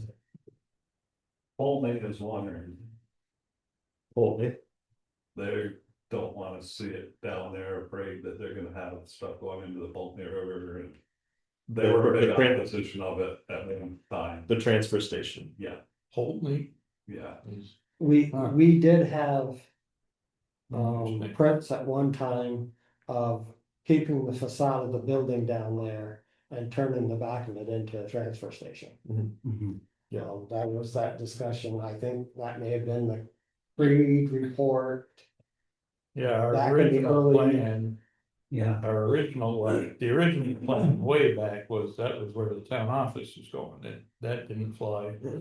And anyway, so when we started looking for more for a town garage, our plan was to get. The town garage, sand and salt pile and the transfer station all down there. And then FEMA has kind of thrown us a Right, wrench you- into that. yeah. So yeah, there is the possibility, I mean. Like thinking of what you were saying about, like, even if the town garage is down there, we'd still want the salt pile up here because of how long gets to go down there. It's like, well, then why are we building a town garage down there? Logistically. Yeah. Yeah. Like, it makes more sense that it is in town, right here somewhere. And if that's our spot that we already own. Then the other question is, there's property, is it your property right behind? It's my nieces and nephews. It's just right. Right, so, but basically that area seems like the perfect place that we could fit a garage somehow. I think it's, like, I don't think it's big enough, Yeah. and I mean, I need to see. Yeah. And then there's a issue of traffic, big trucks around the firehouse. Well, I mean, all of which is resolvable. I've been but- dealing with it a long time. And the public feedback is that they want the transfer station where it is, they don't wanna have They it don't around want it. on the other end of town. They'd rather make. The big issue with Pulteney was because of the floodplain, they were worried about things getting, which probably would never happen, but that was one of the big contentions. Yeah. As far as the town garage, I think that would be a good place for it. Yeah. Build a salt and sand shed where that sand pile is. Yeah. Put your sand up here. Have a small shed down where the garage will be for salt and enough sand to load trucks when you're going out during a storm. Yeah. Your roads are mostly on this side of town anyway, so you would want to continue to use the centralized sand pile. Right. Then at the end of the storm, you got a load on, you resupply your stock down there. I mean, it's not like you're gonna have a lot of running back and forth. Okay, so I was just throwing that, like, Yeah, And Yeah. today's, I think it was today that Patty posted that. yeah, fabric. Logistically, it measures about Yeah. 40 by There's a. 40 by 100. The space up here. What he used this year. One of them looked exactly like what you were talking about, up building up there. So- Where is that? so I was talking to Kathy Reynolds recently about the Tinmouth garage and the That plans to there. build a salt shed. And they were gonna do Jersey barriers and a hoop structure. Mm. But the Jersey barriers typically it's waste concrete. And so it could be multiple pours in a block. And so the state wouldn't let them use Jersey barriers. They had to pour specific, I think, with a specific mix, single pours. And so the blocks to do the hoop and block structure Because of salt. was gonna cost them $200,000 just for the blocks. That's the whole thing. And if Yeah. obviously they were using grant money that they're tied into, that Right. puts the cost. I don't know, Bill and Herb went over and looked at Iris. They have, that's on block, right, Bill? Yeah. That's on block and that is what, 50 or 60 foot long? Would be I my. don't remember the dimensions of it now, that, I mean, that would work for a sand shed up here. It might have to be a little bit longer, but it would work up there. So I paced off the pile up here, and it looked like this year. With how he set the blocks and all that, it's about 40 foot wide. And, we have the blocks on the North Street side, on the north side, Right. in the bank already. In the It bank. would be what we would do on the firehouse side. Whether we lined it with blocks and put poles in and put just the arch. I've looked at, And because it's not grant money, we could use what we want to it's use. just as long as we get a permit for it, we. You can get the 40 foot container covers, Mhm. that's the new thing with the arch. And to put on 2 storage containers Is type that thing. this thing you're talking about, Um, like that? no, well, you'll, Shipping container type? yeah, they make an arch to go on those. Cause they're bottom, it's up there and I just haven't put it on there. So I know, I think they're for a 40 footer, I think I saw they were around 7,000. For a 40 footer, so I didn't know if 2 of those, well, you'd have to build either a post structure to put the arch on, like Purple Bell's farm over in Hampton. That's all up on post. There's a freestyle there. Yeah. And they have the tent type building. I think Perry's is the same way. That's up on 6x6s, so it's up in the air 8 feet. And then they've got the top plate and the dome goes off the top of that.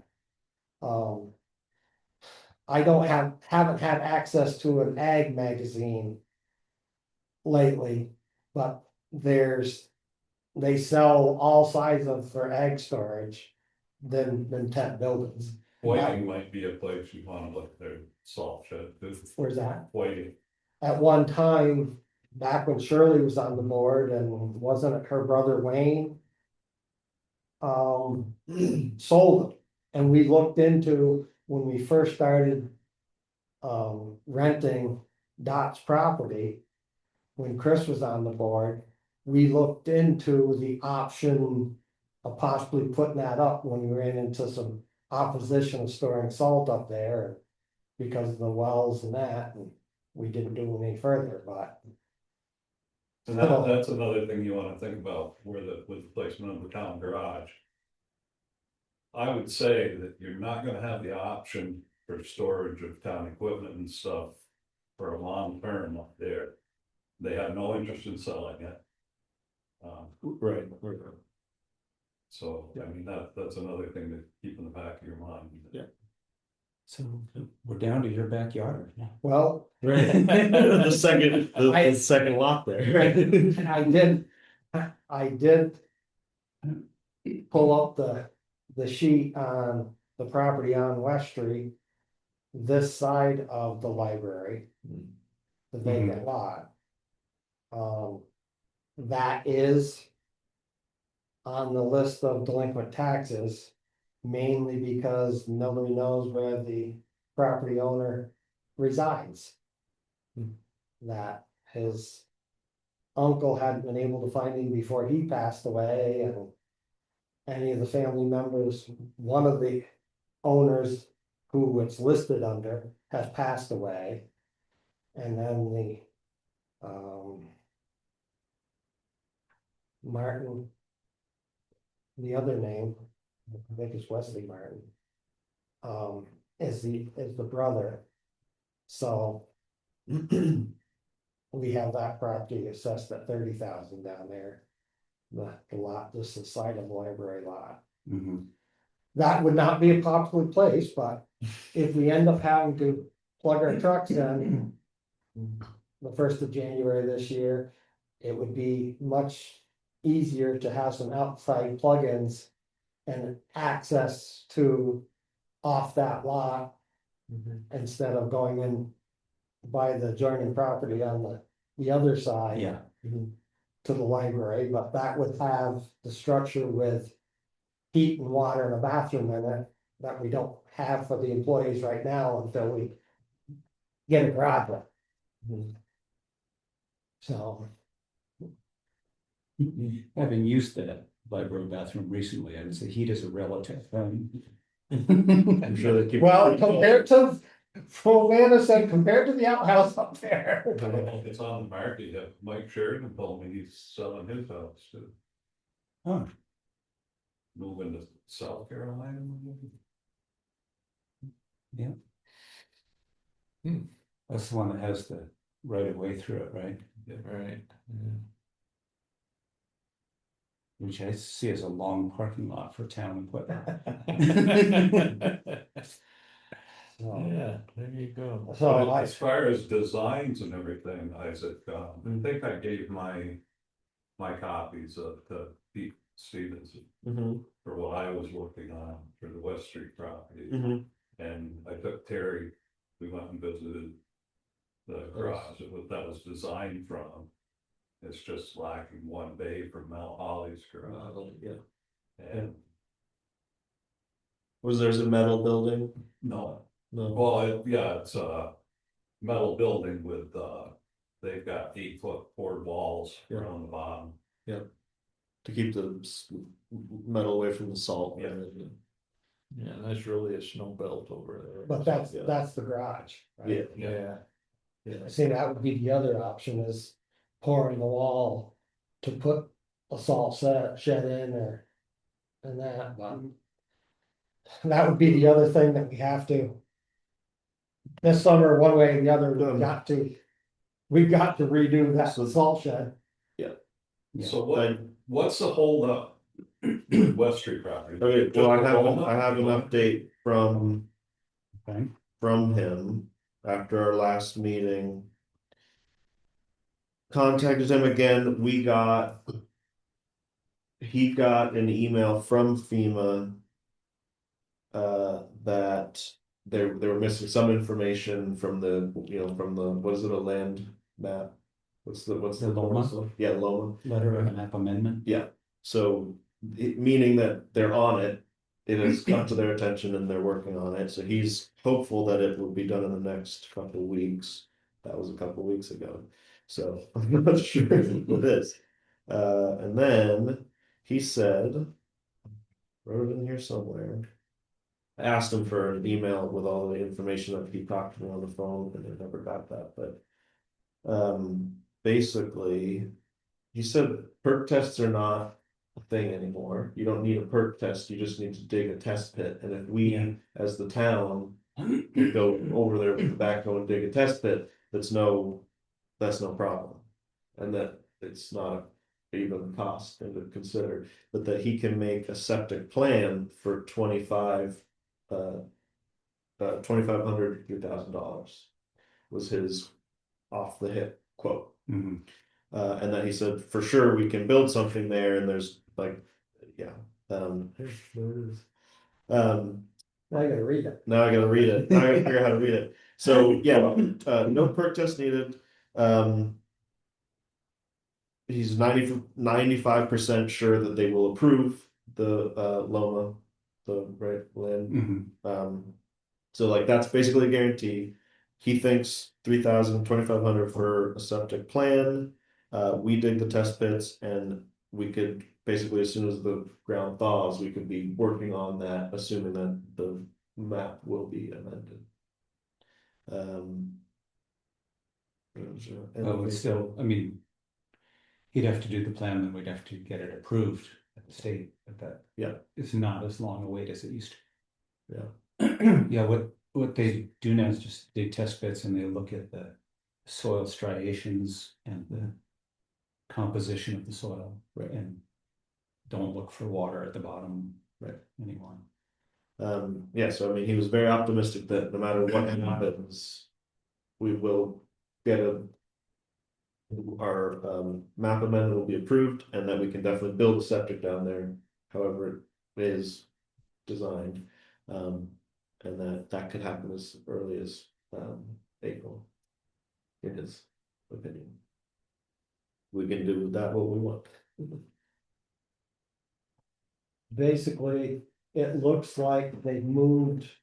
This new NOMA has moved from the back of the house out a third of the way to the cement pad, I think it encompasses some of and that. then Yeah. comes over and curves out toward the back of Gilly and Sally's old house.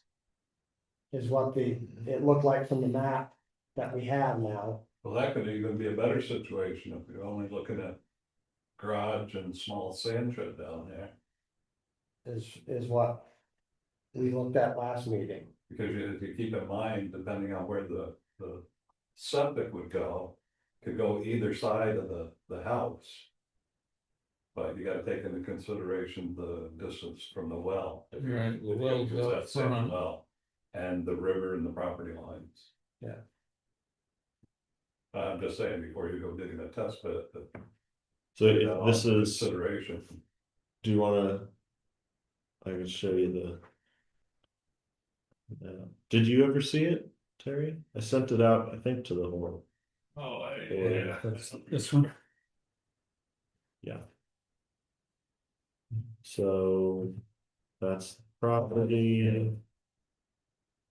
And what they are attempting, yeah, that's what we're attempting to pull out.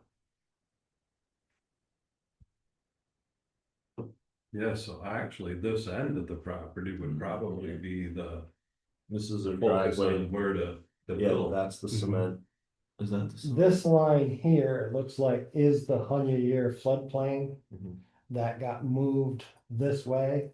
Which means this is already out. Yeah. Of like we years of planning. And then some of this was taken out with the other NOMA. So Is and my now understanding. it's following this 860. 5, yeah, or 5, And there's 660 Commentary. contour. Yeah, Yeah, I mean, that is a pretty huge. yeah, it's a good portion of it.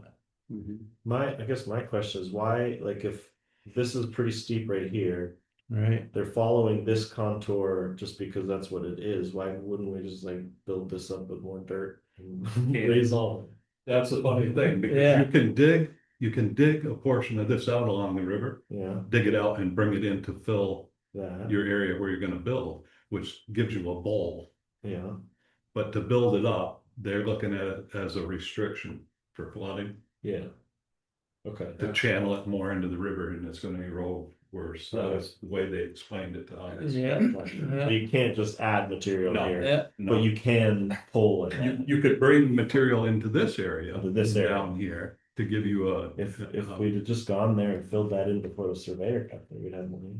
Yeah, but they I mean, can tell disturbed soil. Yeah. That guy in the sky is Yeah. terrible. these piles over here that got put down there years ago. yeah, I know. Was the ideal of starting to migrate Mm. excess material down there for backfill, Right. you know, Yeah.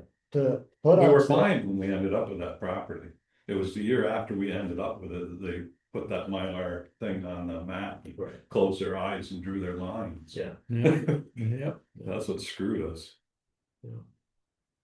So with this new map amendment, it's highly feasible. for I would sure. think if you can get your septic out in this area, it's the farthest portion away from the river and everything. Mhm. The only thing you gotta look at is the property line. Mhm. The well is right there. Mhm. But if you could build the sand shed somewhere in this area, a small sand shed, and just shift the garage to this side, then you have all that other area that you don't have to disturb to get down into that. Where's the well? The well's right in front of the house. Okay. Yeah, right near the road. Cause originally they were talking just the footprint of the house is what Herb had talked about before, I thought. That we could, was out of the floodplain, you know, somewhere around this contour up here. Mhm. So that extra 1, 2, 4, 6 feet of contour is a lot of air. Yeah, Yeah, A hot area. The septic right now is right in that area. down here. Right there, right? Yeah. Mm-hmm. What's that called? A collapsed retaining wall. Right there. Yeah. I think that's some of us call it foundation. Yeah. Yeah. Oh, okay, so all in favor of doing this? Yeah. yeah, I mean, I'm gonna keep pestering him, because I only ever get communication when I reach out to him. And see where we're at with it. It, nowadays, even with a mound system, they can design something. Yeah. But knowing what we know here, any public building can have a closed tank. Mhm. So Yeah. it would make it not totally feasible, if it came in and to put a mound system in there, and it was gonna cost $30,000-$40,000. How big of a frickin' tank would you need for a garage? Yeah, then you- I think just from knowing what the soils are, if this isn't fill back in here, I think you're gonna get into gravel that may actually even perk. Yeah, I mean. Oh, yeah, It's it's beautiful beautiful soil soil, down. gravel there mostly. I mean, we know the water travels from that corner of the river all the way through and underneath there to the bridge. Cause when Sally built that second house, that first year. The high water in the river came up their Up their through the drain. sump pump. We had 2 freaking pumps pumping continuously, couldn't keep up the water in their basement coming in, cause it's coming up their floor drain. Yeah. They tied the curtain drain to the house and the floor drain together and. The hydraulic pressure from the corner there. Pushed it right in there. But I just think that would be the ideal spot for the garage, Mhm. leave the sand shed. Stand up there. Because you're gonna have the backhoe and the loader. So you could have one at each. Mm. At each spot. Mhm. Yeah. So it is worth continuing to pursue this Yes. property, right? I will Anything I can continue to help pester. you- Anything I can help you with on that, just give me a call. Thank you, yeah. Around a little bit, hey, I kind of like to be involved in that a little bit, I For sure. like some below. Trying to change cotton there. Great. Okay. Moving along so that we can go home. Mhm. Solid waste. Yeah, let's do that. I guess I got nothing. I thought maybe we had an email for the solid waste representatives. I got an email, but I don't see it in here, which would just be, Amanda would be the rep and I'll be the alternate unless somebody else wants to. I assume Amanda will still do it. We were last year. I think she'll do it again this year. So it's just to renew the reps. But I don't see that, so we can do it next time. Okay. Other than that, I guess I got nothing. It's been colder than hell, as everybody knows, but the equipment, knocking on wood, has worked and it's all good. I figured it differ, on that. If I, Like on Friday night, 1:30 in the morning, because of freaking bus truck. Oh, our equipment is working. Thank God. if I get a chance in Rutland, do you want me to try to go to Hubbard's?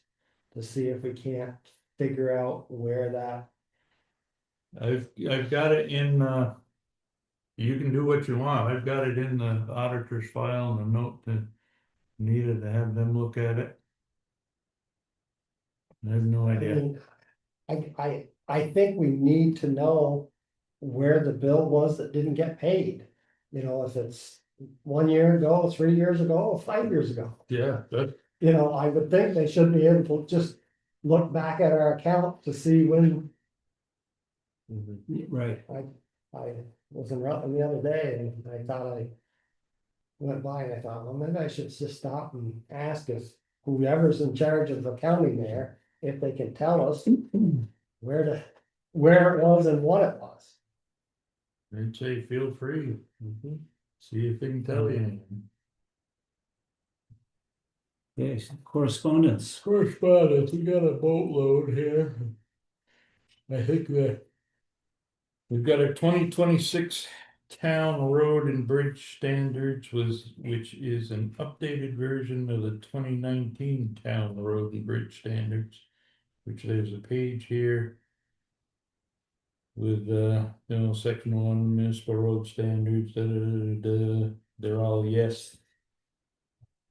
Yeses, we circle and we put a date on here, the day that we adopted it, and because the last one was 9/12/19. Signed by Chris Fenton, Carl Haynes, Patty Kenyon, myself, and Herb Childress. Yeah, we've been on longer than I thought, I guess. So if anybody wants to see that, otherwise I think we could just fill that out. I didn't read the entire document to see what the difference was to the last one, but there's just that one page where I circle a yes and whatever and sign it.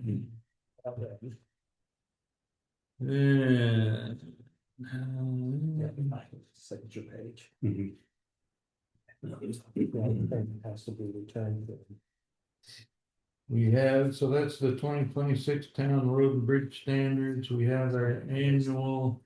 That's the last one. Their 2025 loan statement from National Bank of Middlebury, which is relative to the mortgage on this property. So I think we'll be getting our annual payment will be next month from the looks.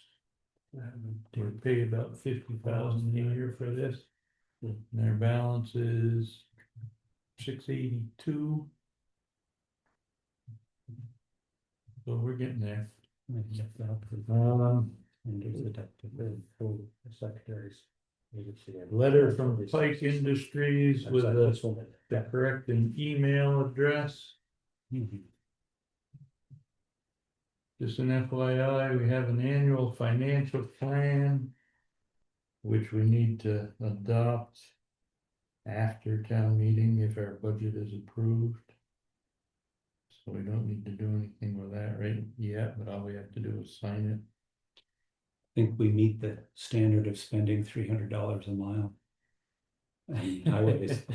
Been like that years. Yeah, I think we can cover that. What the heck is this thing here?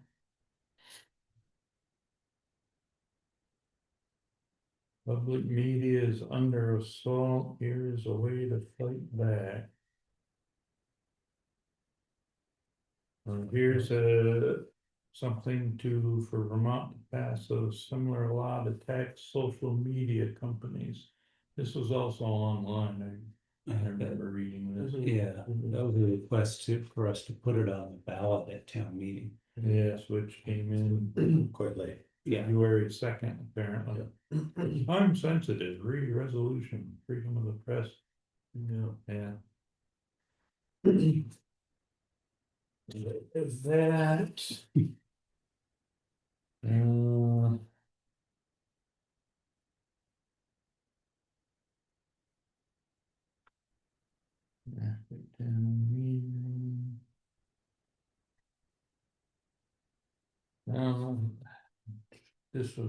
We also got this online. This might have been the thing you were talking about, Carl, highway grant programs, April 15th. Yeah.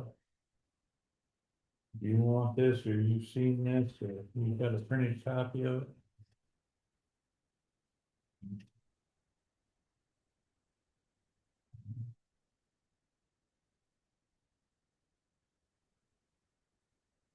I believe this is select board info, road commissioner info, 24-hour emergency info. I think at this point we should wait till after town meeting day. Because we'll have at least one new select board member. That's for Patty.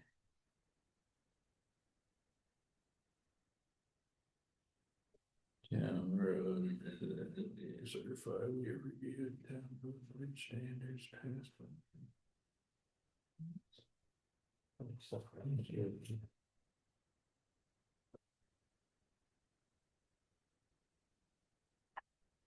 something that we can sign. F-350 recall. As a defect if related This is to motor for paving. vehicle What's that, safety. for paving? Well, or structures. There's. They didn't have it. Recall on leaf springs. No, your vehicle's high pressure fuel pump may fail. But if we were to do that for like the salt shed, then we'd have to do this So fancy salt shed with $200,000 blocks. So, yeah, but Just, yeah, fast up. Yeah.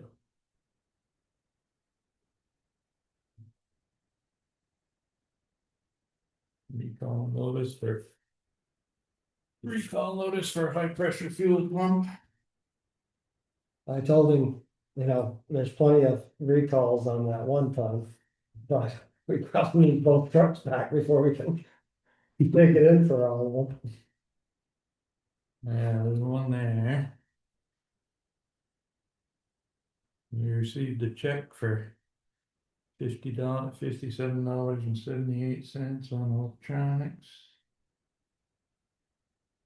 That'll balance the budget. Yeah.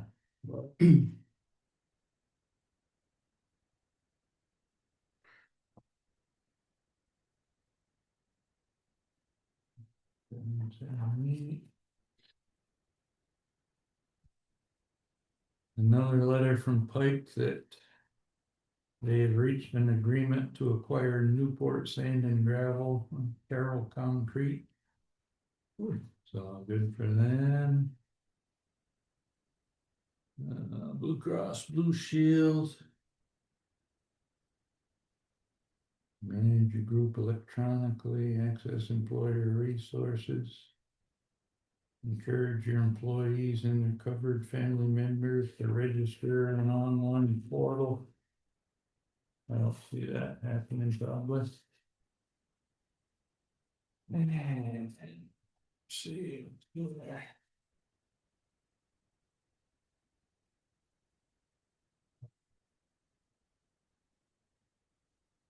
Here's some propaganda from Long Trail Engineering here. Talk about how they're prompt response. Probably the bill. Here's our Loma FEMA case number. Oh. Projected due date, March 13th.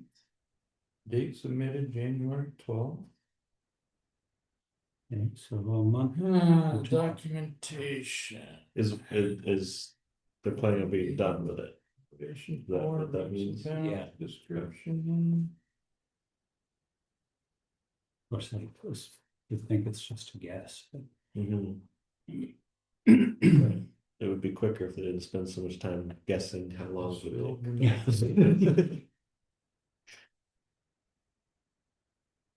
Maybe this is just a printout of the.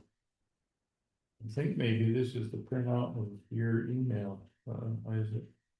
That was a long email, so. This has the copy of the deed, limited warranty deed and a map. Yes, that probably was what was submitted to them. I think that's all it is. Okay, yeah. Maybe you can check that. Other than that. While we're waiting, if I can start those maybe. Yeah, we do.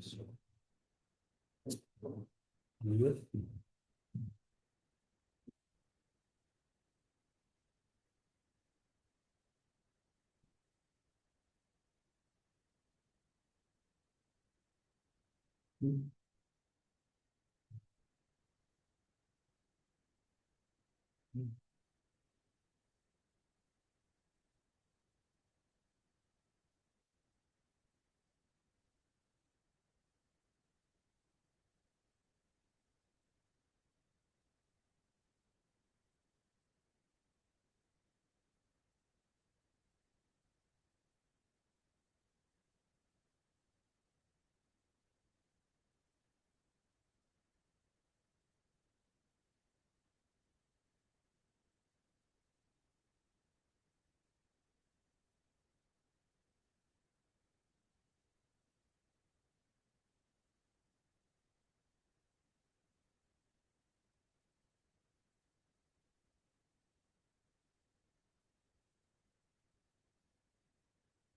you.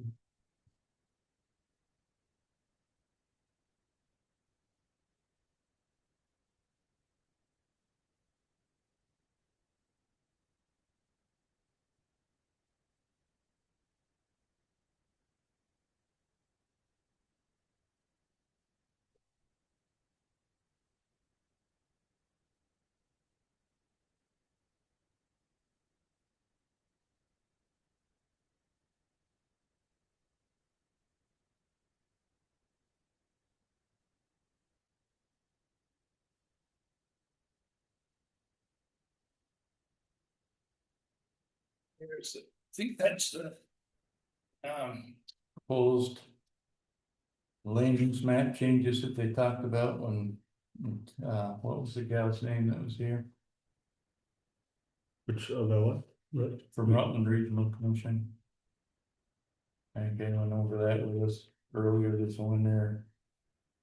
Maybe it was late last fall, I don't remember. Both land use changes.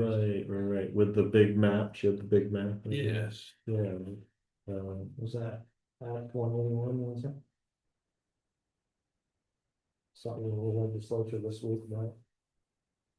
Yeah, tier one areas, tier two, tier three areas. Yeah. Uh,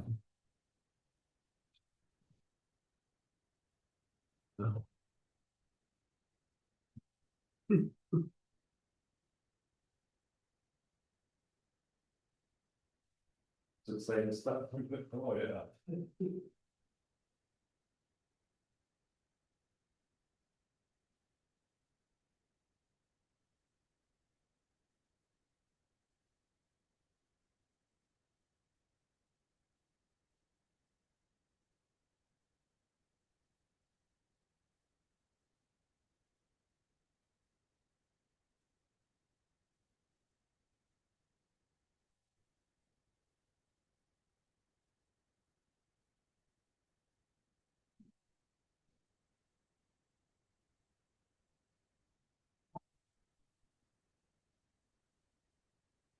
Yes, and there's that.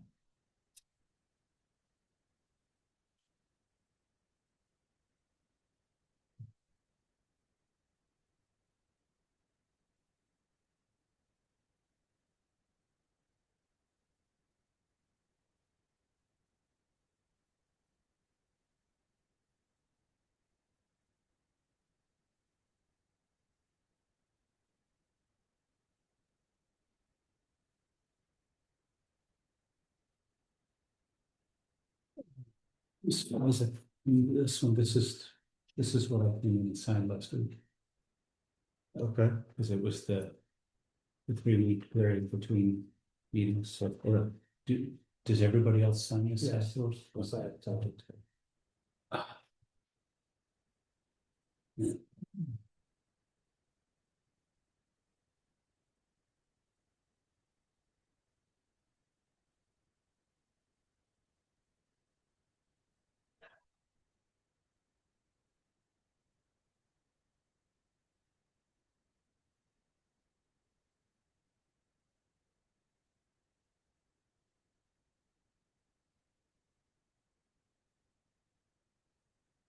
does anybody?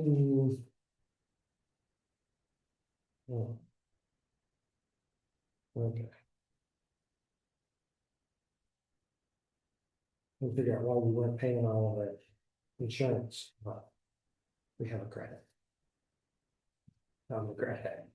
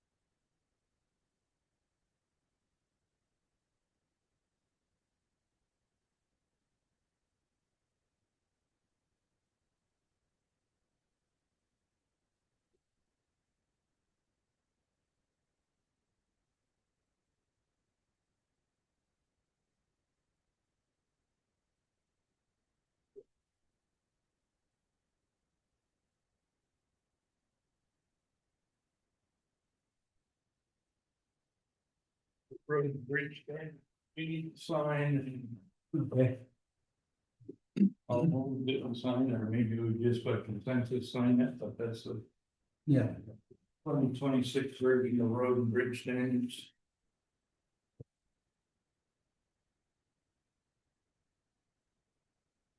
And everybody gets to it.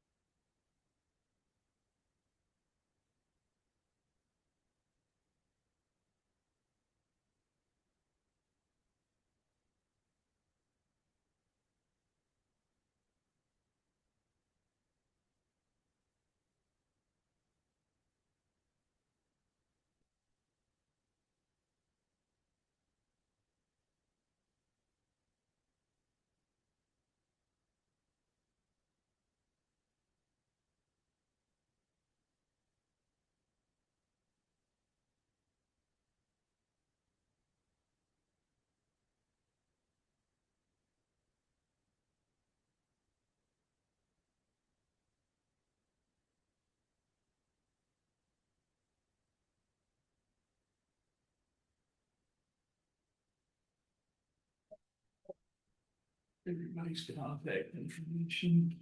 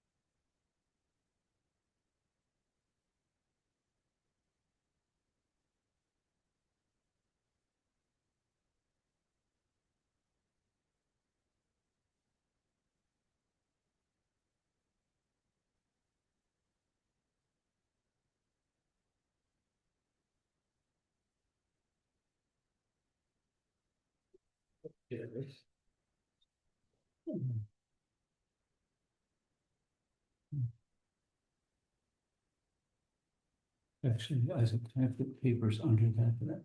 You give you that basically? Yeah, thank you.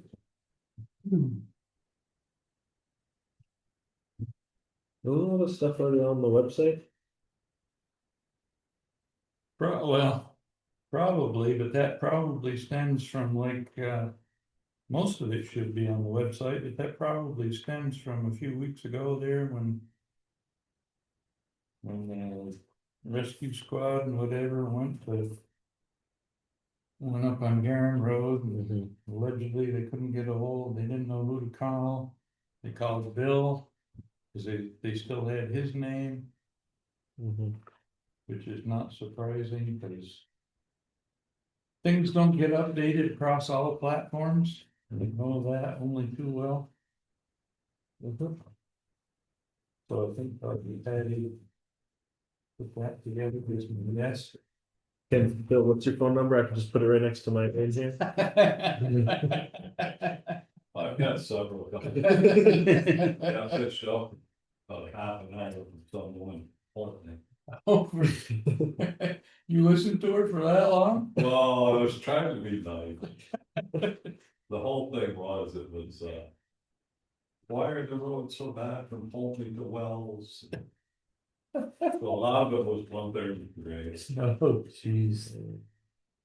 I finally told her, I said, look, I don't work for the highway crew. I tried to give her numbers to call and she weren't having none of it. She said, well, why aren't you working for the town anymore? It was time to get done. It was on the time to say because of people like you. Oh my God, that's too funny. But I did that when state police called me when deal on Gary or they couldn't get a hold of anybody at the garage, so I came down. Philip that got word he was just headed up that.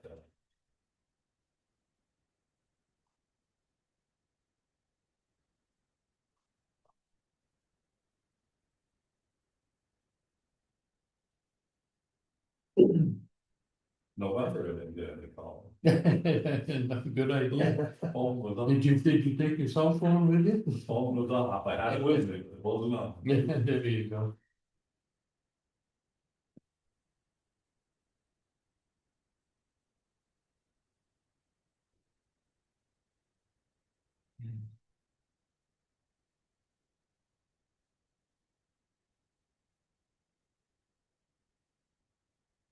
So that meeting, and this, planning commission thing that came out of that meeting that we had, or that's what we were talking. That's the Same same thing. document that So was presented earlier. I can't remember exactly when she came, but. yeah, it was like it was like the second or third meeting I even had, so it was a long time. Was it that long ago? Yeah, I think it was. April or May 2025. Yeah.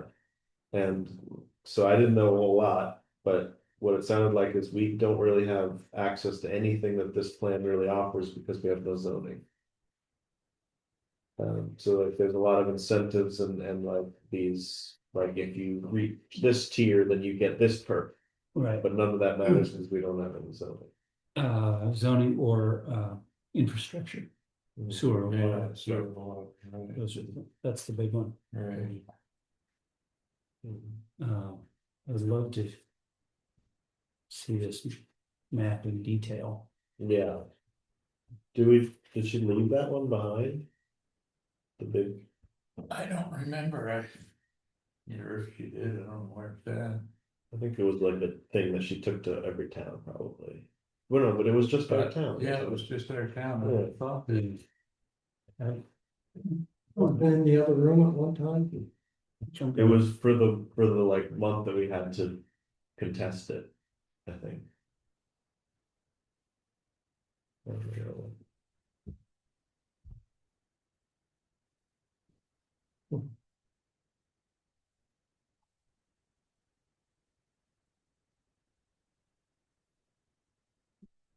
Oh, yeah, so here's the resolution that. Whereas. The municipality has adopted permanent zoning and subdivision bylaws.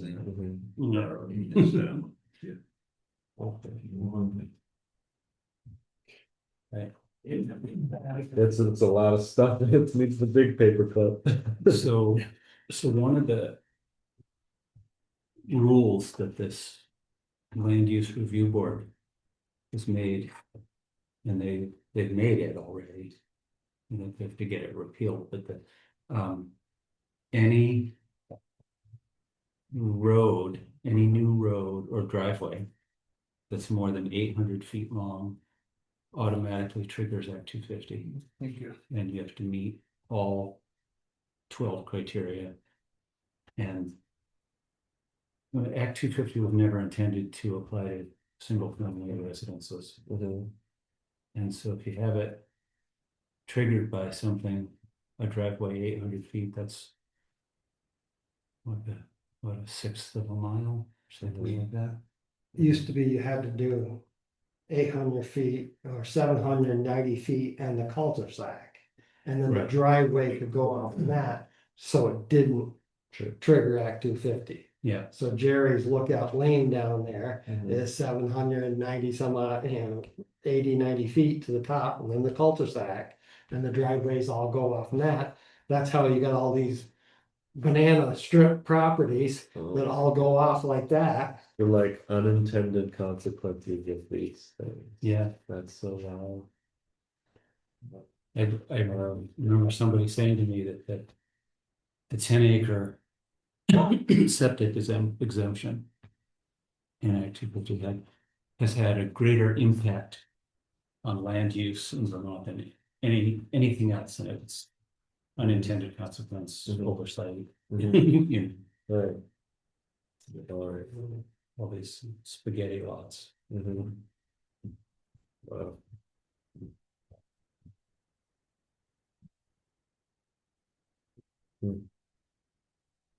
Isaac, have you ever been in the house on West Street?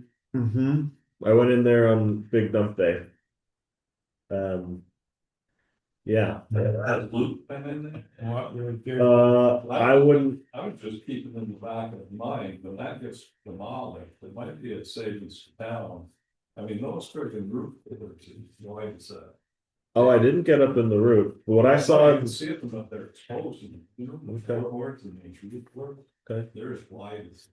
Alright. I mean, it'd be a shame to smash them off. I know it's nothing we would touch with a 10-foot pole as a Yeah. business. Yeah, I tried to get Luke there for. Yeah, maybe there's a couple roof boards in it, but we are very aware and cautious about asbestos, and dwellings have a lot more permits and things that you gotta like agricultural buildings, barns have very little. You know, you can go in and take them down and leave, and you know, throw the stuff in the hole. It's all natural materials. We filled up, I think, 15. Was it 5? No, 7 or 8 15-yard dumpsters tearing that house down over in Pollitt, On 133. on 133 on the left, right by the yellow farm, the big, like the huge barn and silo across the street from that. That was like an 18 by 30 foot long building. It had 50, or 7 15-yard dumpsters worth of like man-made materials in there. Yeah, it's a lot of work to take a house down. It was gross.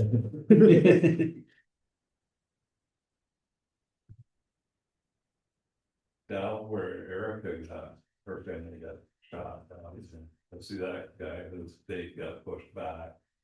It's No, really, I haven't even seen anything out of that. Farm across the road, and nothing, it's just.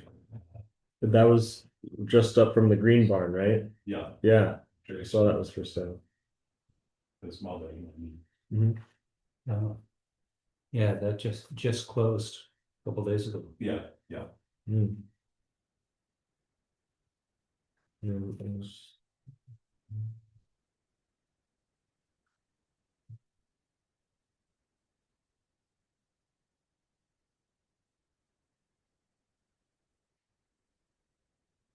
And he got a new oil tank.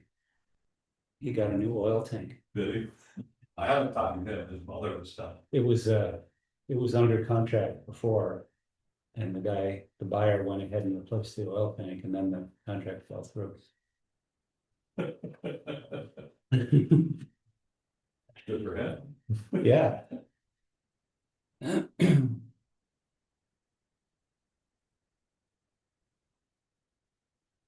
I'm still doing that.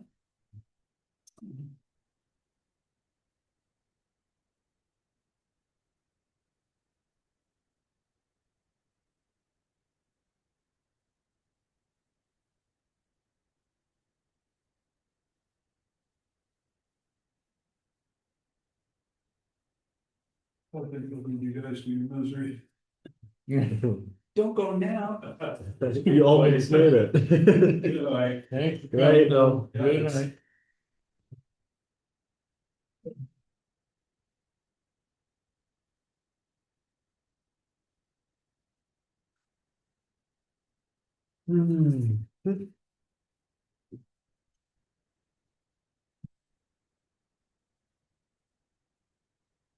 Yeah, that's a pretty nice picture on the cover.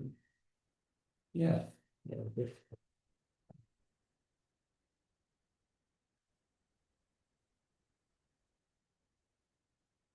I will move to approve the orders as presented. I will second. On the top. Is there any discussion? Uh, It would appear that we still have an outstanding balance at Casellas. The Casella? Or For stone, Oh, for stone, okay. for the handwritten order that we did that night.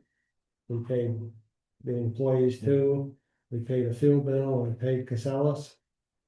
Casellas has never been paid off that order. Did the other ones get paid off that? They got added to orders, Or later. subsequent orders they later? got added later. mhm. So they had contacted Patty.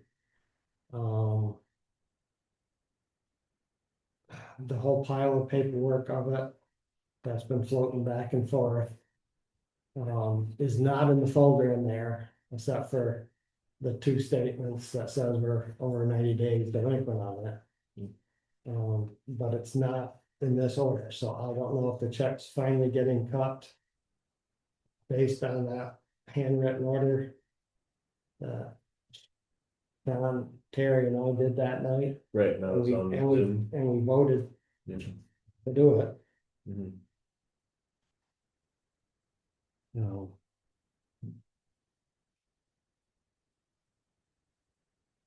You saw in the orders tonight that we were, There was nothing on the order sheet for Casella. Yeah, and then it's okay, Okay. Looked at it. So. The stuff that Patty had gotten, the stuff that we'd had before that didn't get paid is all together in my folder, and I just went in fact, it's not in the folder, and just the two most current delinquencies. um.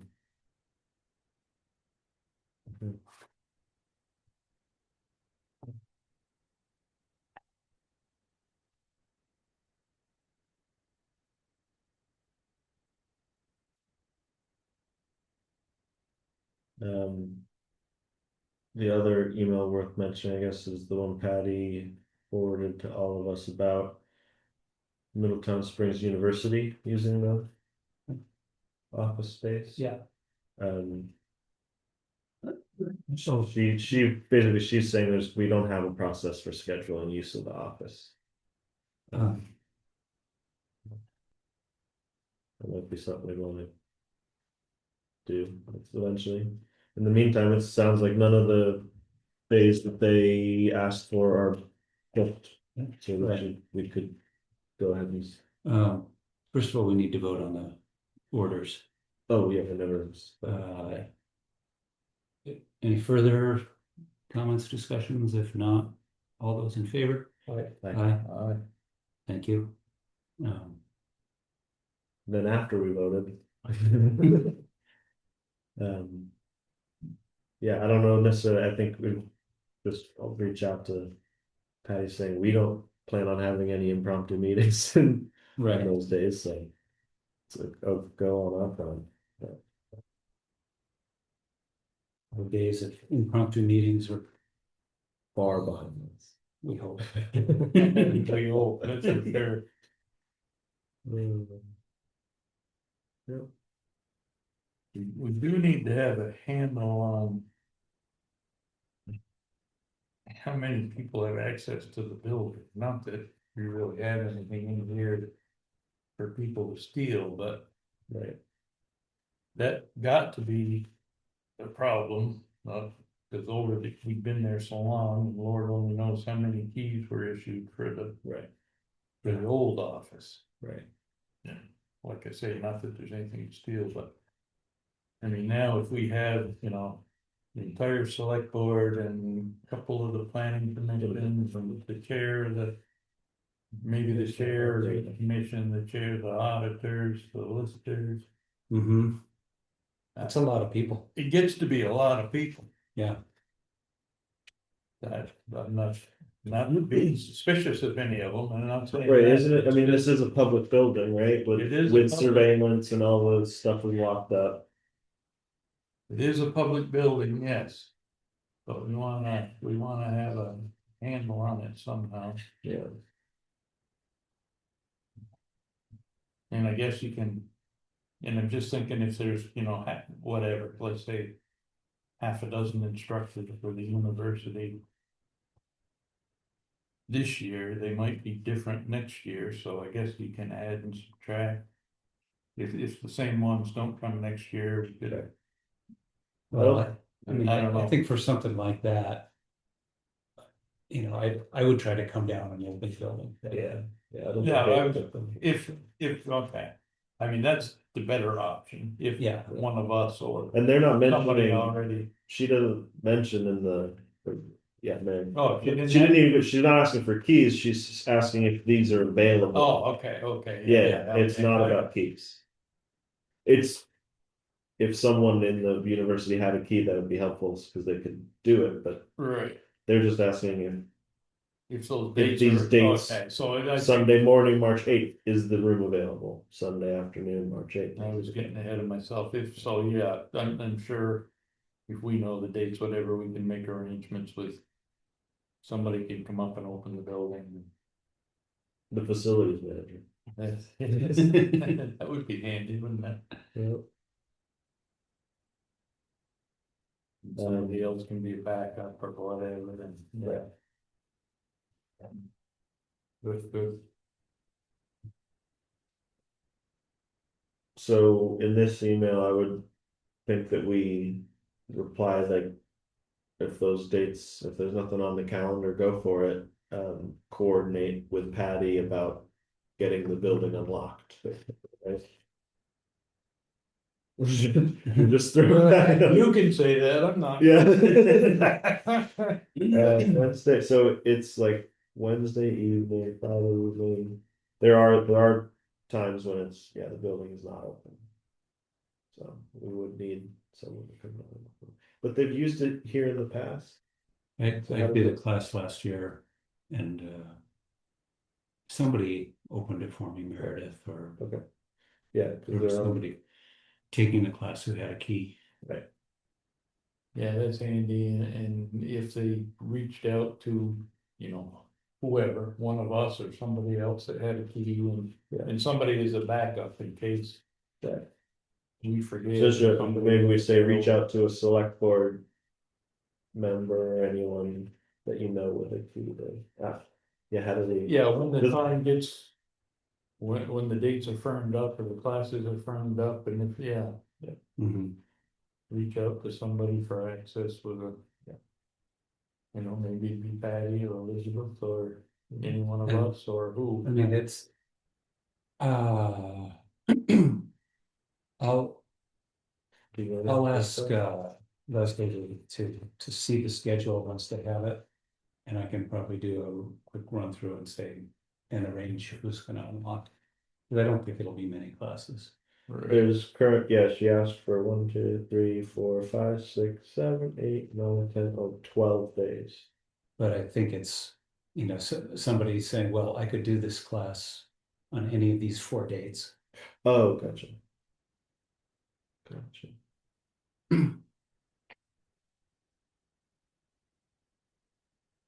Yeah. Gotcha. Okay.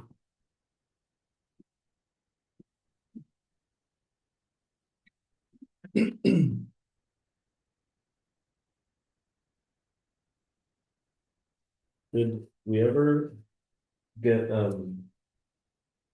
surveillance over in the? No. No. We talked about it. Oh.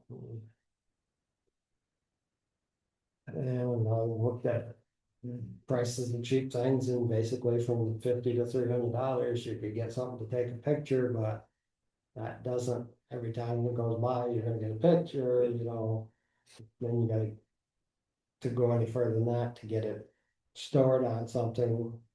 You need the network, Yeah, Patty, this doesn't reach up there, so we'd have to get a new system from here. And.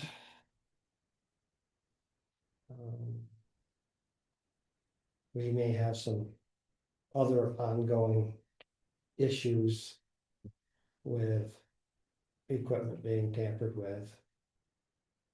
Parked outside up there, so. 2 incidents came to light this week. up behind the firehouse. Or- With the equipment being parked up there at the salt shed. Yeah, One was the plug-in for the sander on the 1 ton, where it's plugged in the cab, mhm, was unplugged. Well, Chuck said if it got knocked unplugged, it would have been falling on the floor of the truck. yeah, It was unplugged and tucked in. The same way with the speaker of the radio was unplugged from the base, the radio itself for the communications was unplugged, and that was tucked in there too, because it had gotten knocked out, that would have been dangling too. So I don't know if somebody's in there at night. The only answer to that would be put surveillance on the firehouse over at the salt shed. those are very oddly specific But things. But what bothers me more is when they tested the oil in the backhoe, Mhm, it had metal in it. And when they tore the rear end apart on the backhoe, they never found any worn parts. right, I remember you saying that. So if we avoid some other issues, the bill from our charge account with John Deere still says 0 on it. One came in the last 2 days, but I just see in the folder in there, so we haven't been charged with it for anything. That would be my first worry, that once they tore it down and didn't find anything wrong, and how can we be held liable for the expense for tearing it apart and putting it back together? Right, So, but the question is, if it tested for metal, could it have been tampered with? We have had problems in the past. With stuff being. The valve on the hydraulics of the green truck parked up there, I think it was.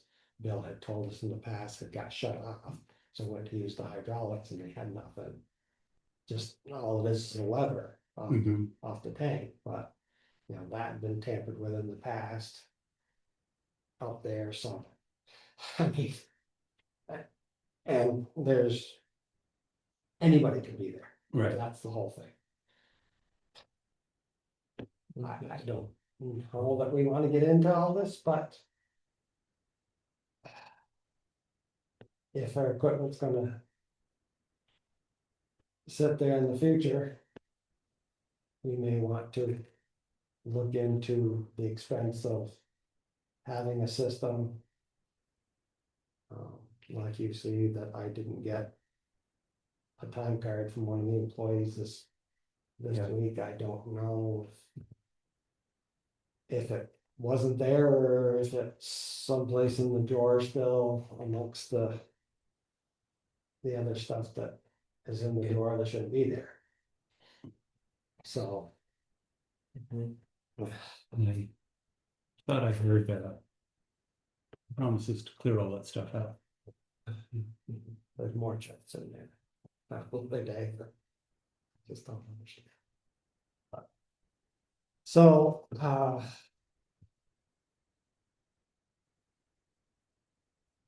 So no, this is not yet. it's an expense. Yeah, We can do it. Whose phone is it gonna be tied to go ding? Yeah. Cause. I think she had enough to do it here in the last week or two. But so that's an interesting, like, just thinking down in the future, Grants. having surveillance part of a permanent town garage, right, would be important, probably. Often signs. And that would, Couple of that's signs. trumps a developer. For you. Yeah. Good, thank you. Yeah, Probably not gonna wanna bother to fool around with the security system over there for another 8 months or whatever, but we Right. definitely wanna do something. But I If don't we know. ever do build it. And on that note, I think I will continue looking into what we need to replace that salt shed in the spring. We need to start with that. Yep. And it sounds like it doesn't affect whether or not we build on it. if we're agreeable that the salt and sand, the majority is gonna stay there. Chuck has options, he wants to go to Pittsfield to show me that one-man road show up there and what they have for minimum facilities, and he's made it work for years. For a salt shed, sand shed, whatever, and I think either the hoop or putting the poles in and truss it, a 40-foot truss. You know, you wouldn't have to have anything too elaborate, but we probably needs permits from the state. Yeah. But something, step one. You can take down the salt shed, reconstruct it, and then decide how we're going to go off from it, which end. And the other thing is, I told him it's no problem to get 10 loads of stone here to have it stockpiled here for mud season.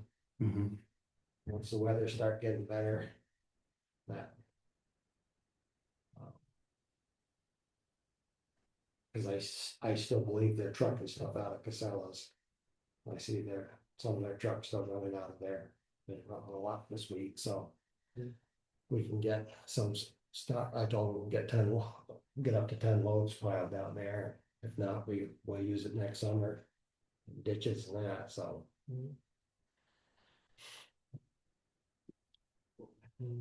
We'll see if. Maybe it's something freak, but. Everybody could have a bad day. We have many different factions in town, so. Yeah.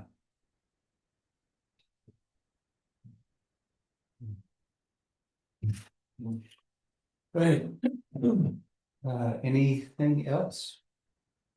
I'll move that we've already signed this, I'll move that we sign the town road and bridge standards network inventories and whatever.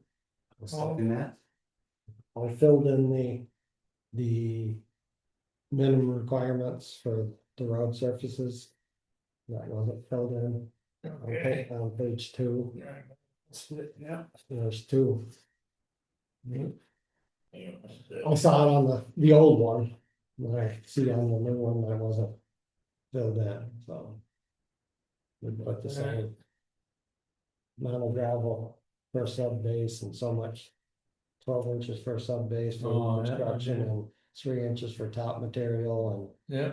and 15 inches, I think it is, for reconstruction of Blacktop Road. Yeah. For Thank you, I didn't see that. I think that was the only thing that I saw when I read the document. And the only page 1 and 2, I needs to be returned to Brian or emailed to him or. Yeah. Very good. Okay, want to vote on that? You moved? Yes. I'll second. No, I moved Robin second, or Okay. got it. Yeah. Okay. Yeah. All in favor? Aye. Aye. And with that, gentlemen, I think we are done. Let's go home. Next meeting, February 26th. Did we pay the bills, Bill? Mhm. Did you? Yeah. Yeah. Somewhere in there. Yeah. All right, adjourning.